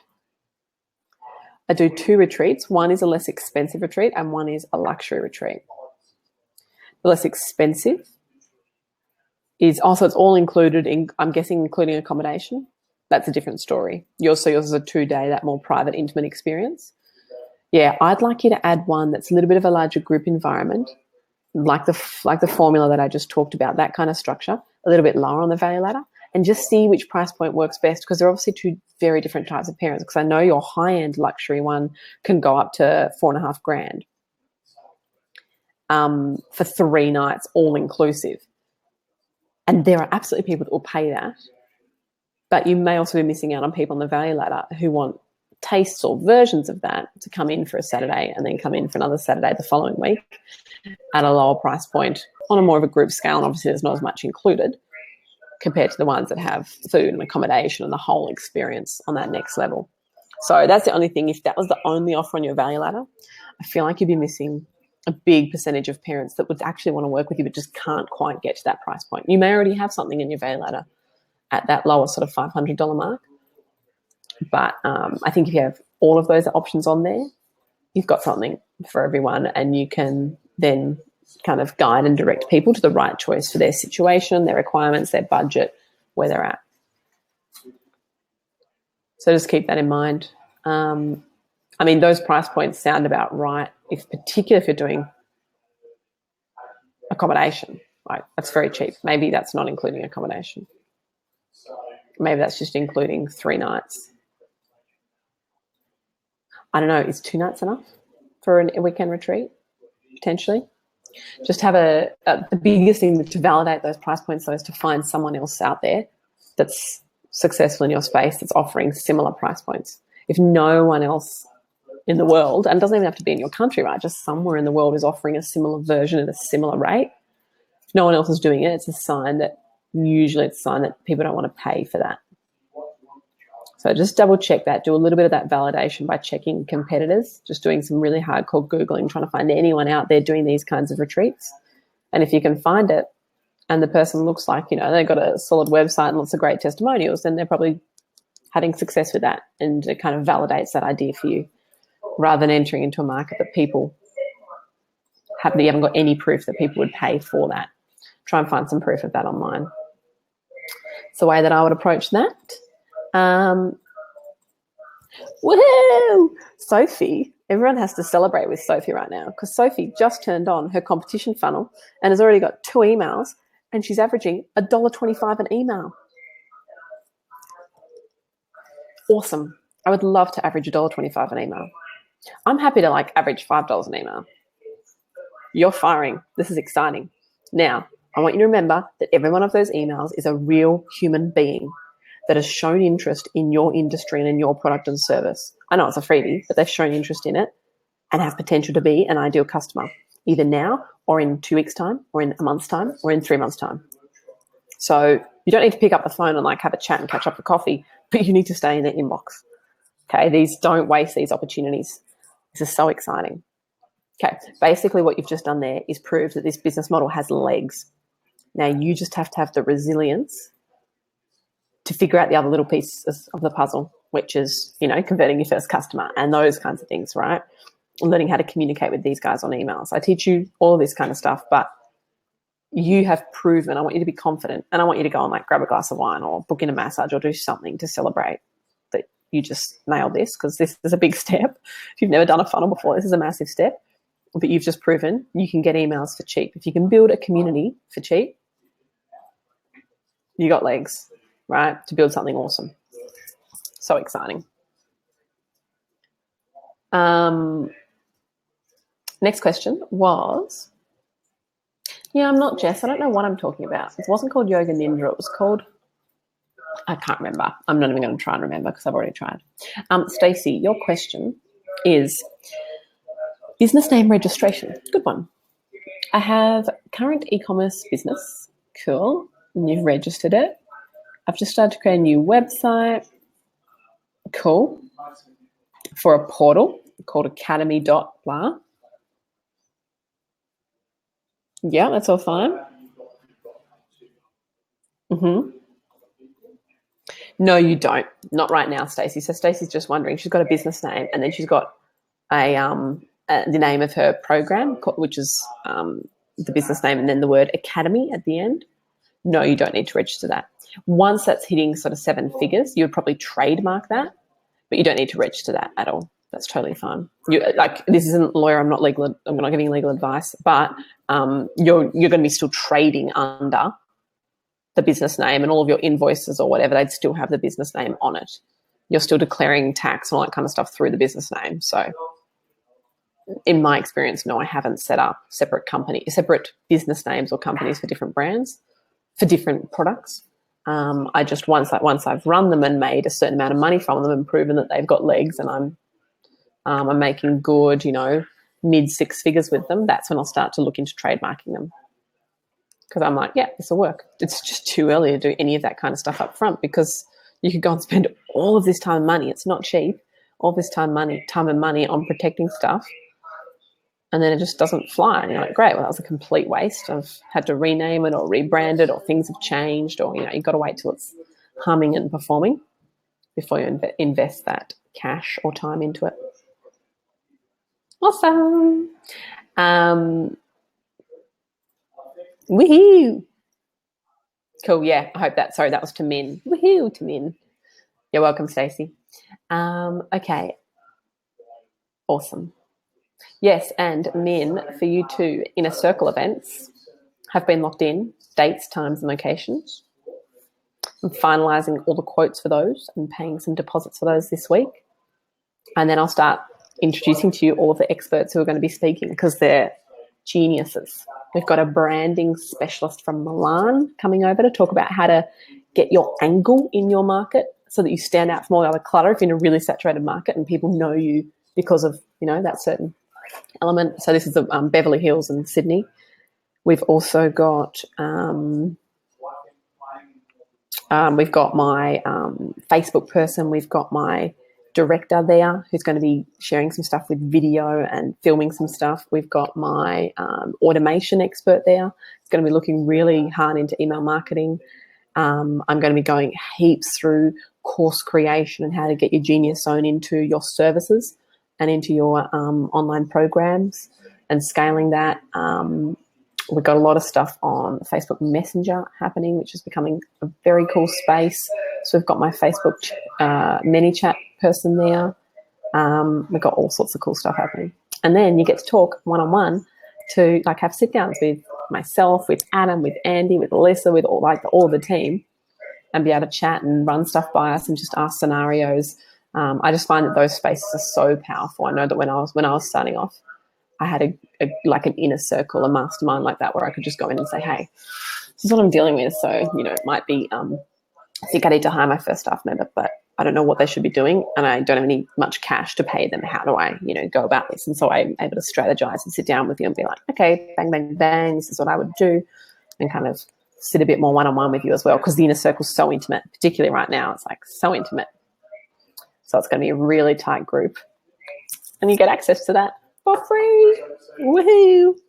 So I'll be putting some more details up about that in the inner circle group by maybe week's end so that you can start. It's still it's not until September, so it's still a while away. Probably next week, realistically, by the time I finalise the details with the venues. I've just got to check dates with a couple of them, but they're all available. Last time we talked, the ones that I wanted. So happy days. Okay. Next question is from Philly. Can you give me some feedback on my website? It's not doing so well at the moment. Yes, I can. Oh, no, I did this one last week. Did that one last week. Oh, someone hasn't removed these. These are ones that I did last week. Okay. I better leave them in there in case someone hasn't emailed them, but I did those last week. Sorry, I'm just looking at some old ones.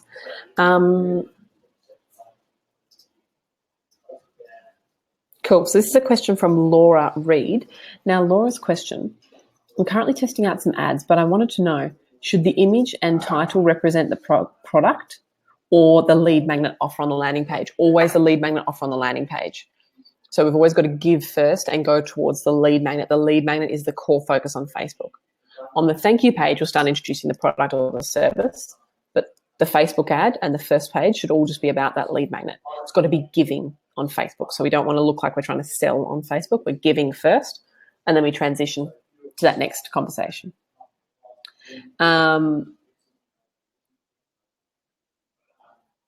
Yeah, all about the lead magnet. So if you've got a competition, it should be like the prize that people get in the competition. It should be all about that first. Yeah, all about the competition, all about the lead magnet. Next question is from Lauren Falconer. Firstly, I wanted to say thank you for the incredible value you add to our lives. You're welcome. My question is about self-liquidating funnels. I've created an online program for pregnant mums, the one that we were talking about. Yes, I know that one. Lower price point, so she's not going to sell it through a webinar. Yes, I will give you a self-liquidating funnel example. It's called... I've got mine being built, my latest one being built at the moment. Where's the one that... how can I quickly find it? I might have to email you this one, Lauren. I'm just trying to think of the link. I'd have to do a quick site search on Google So I couldn't find it in a heartbeat, but I will get that one to you. There's a good example that I can show you of that one as well. Actually, I should just show you screenshots of my examples that I'm building. I'll show you screenshots of my examples. I might try and get them into the funnel this week because I've been just waiting to get them finished so I can put my final version in, but I think it's just worth me throwing in the stuff that I've got so far so you can see the direction and get moving in yours as well.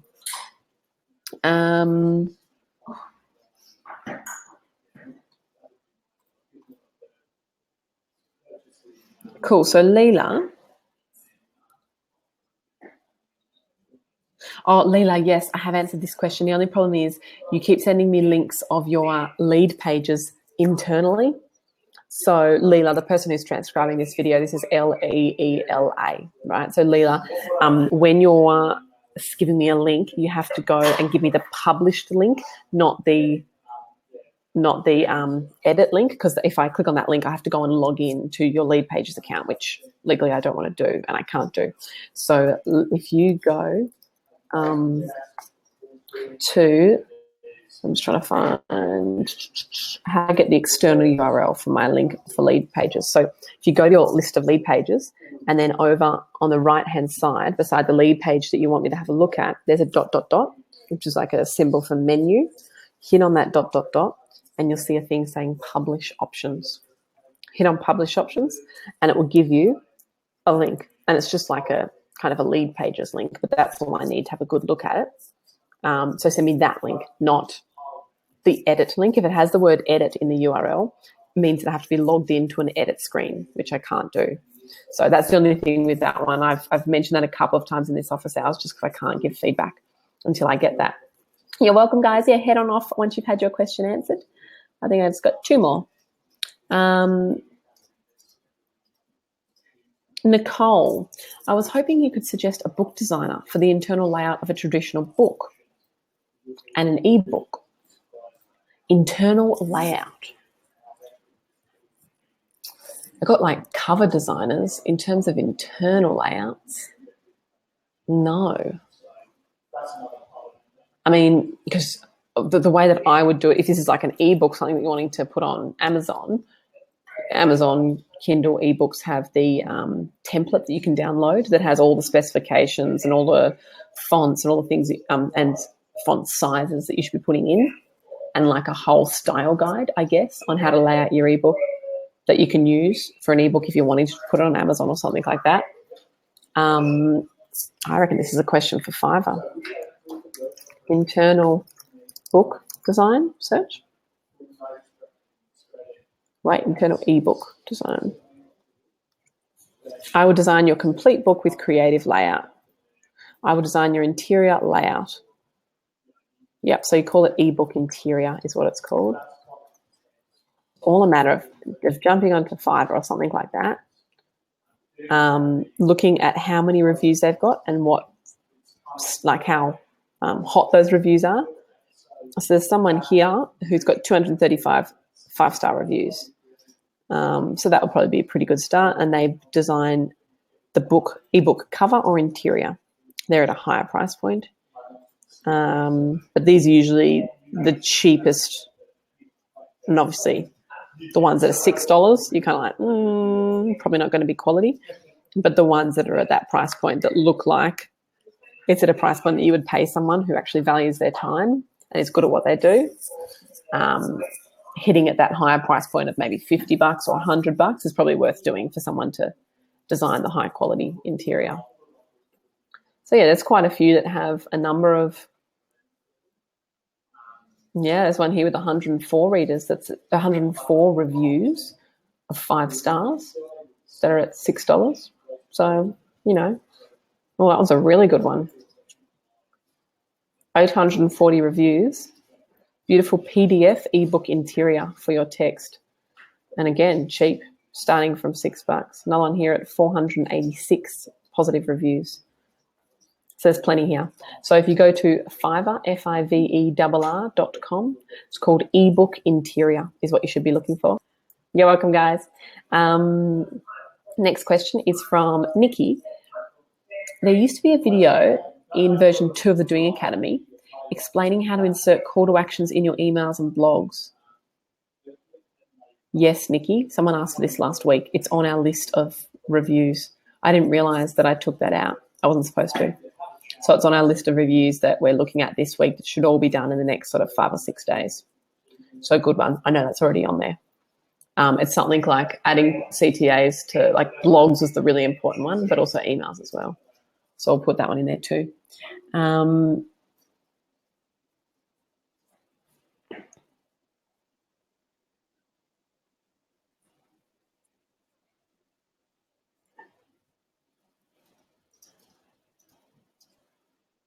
Yeah, so Linda, she's using GetResponse, and she's finding that there's a lot of stuff going into people's spam folder in Gmail.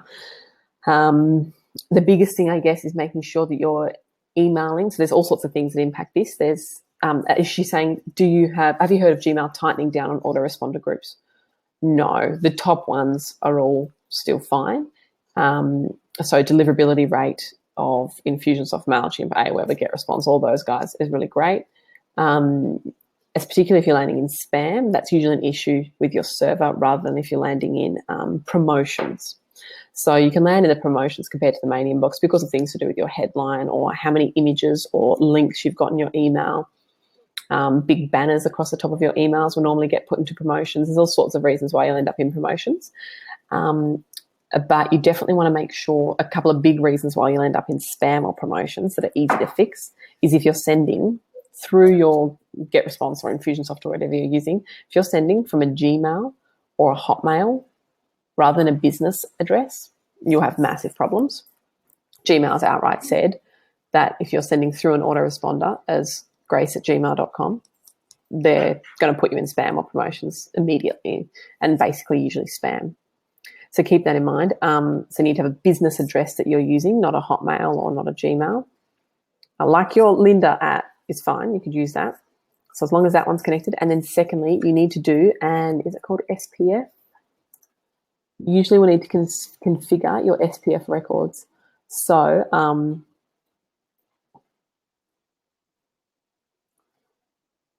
it just means SPF and DMARC are normally two things. So the best thing to do is ask, well, it's probably on GetResponse's help, right?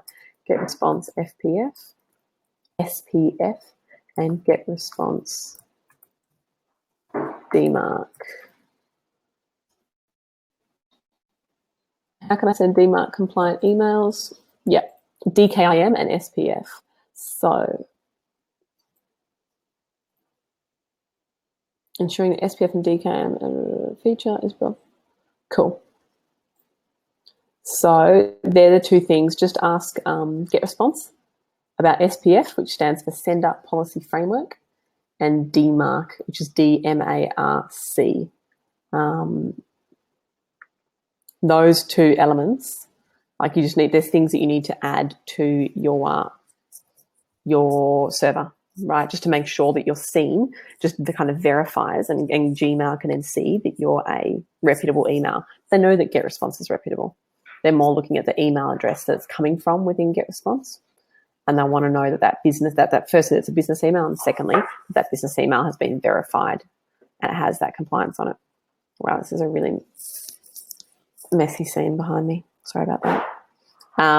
Okay, we are sending from our business address. Is it server or GetResponse? Yeah. So it's more your server. GetResponse don't have an issue. Not big enough to cause an impact. Like, we're talking point something of a % that varies between autoresponders. Like Infusionsoft's 99.9% deliverability rate. You know, it's like, so that wouldn't be the issue. You're looking more at verifying your server.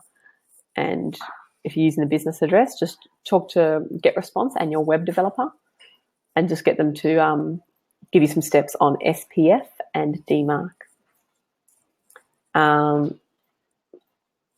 And you notice that half of the people aren't opening your emails. So a normal open rate is only usually between 20 and 30% anyway.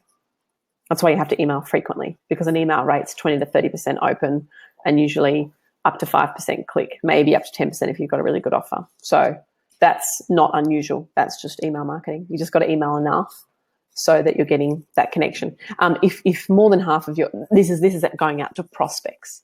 right? If you were sending really important welcome emails to new customers with all their logins or stuff like that, then yes, the open rate should be much higher once they've converted. So member emails or customer emails should be much higher. Your last open rate was 60%. Great, that's good. So if you're sending this out to prospects, then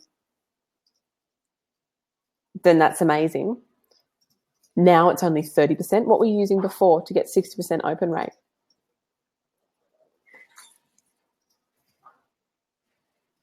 Because I would try an email that looks almost exactly the same as the 60% open rate that you got with the other provider. I'm guessing it's another provider. Let them have a look. Send the same email to your current list that you've sent before that you know has got a 60% open rate through GetResponse. And if you only get a 30% back from that, then put those exact results to GetResponse and say, hey, GetResponse, what's the problem? We're getting half the open rate that we used to get. That's a really high open rate. Who are you sending it through? The same provider. Oh, so you just had a change recently, which is why you're asking if it's been something recent that Gmail's done. I know that Gmail about 3 months ago got really heavy on sending from Hotmail and Gmail. That wouldn't affect you. Just the two words that I'd be looking for would be DMARC and SPF. They're two little things that you can do on your server to increase the validity and kind of verify your server. So just have a quick look at those. Talk to your web developer about those ones. Cool.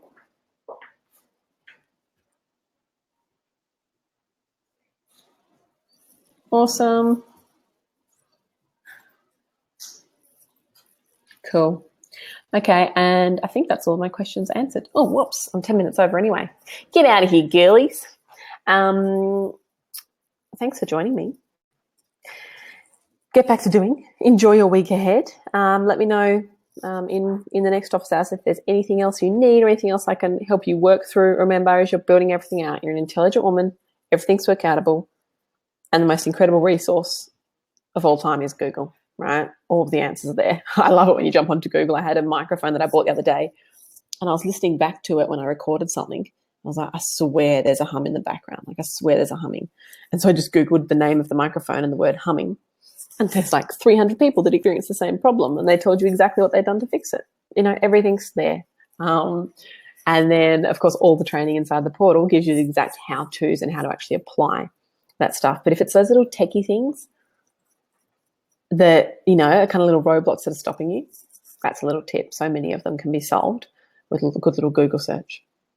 But make sure you're getting all of my strategy out of the portal. Make sure that you're applying all of the tools and the steps and the ways that I approach all of these areas in a similar way to get the best results.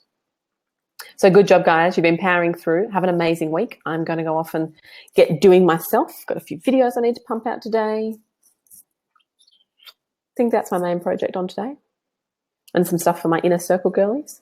But otherwise, and some inner identity project stuff, the new identity project that's relaunching in this coming month.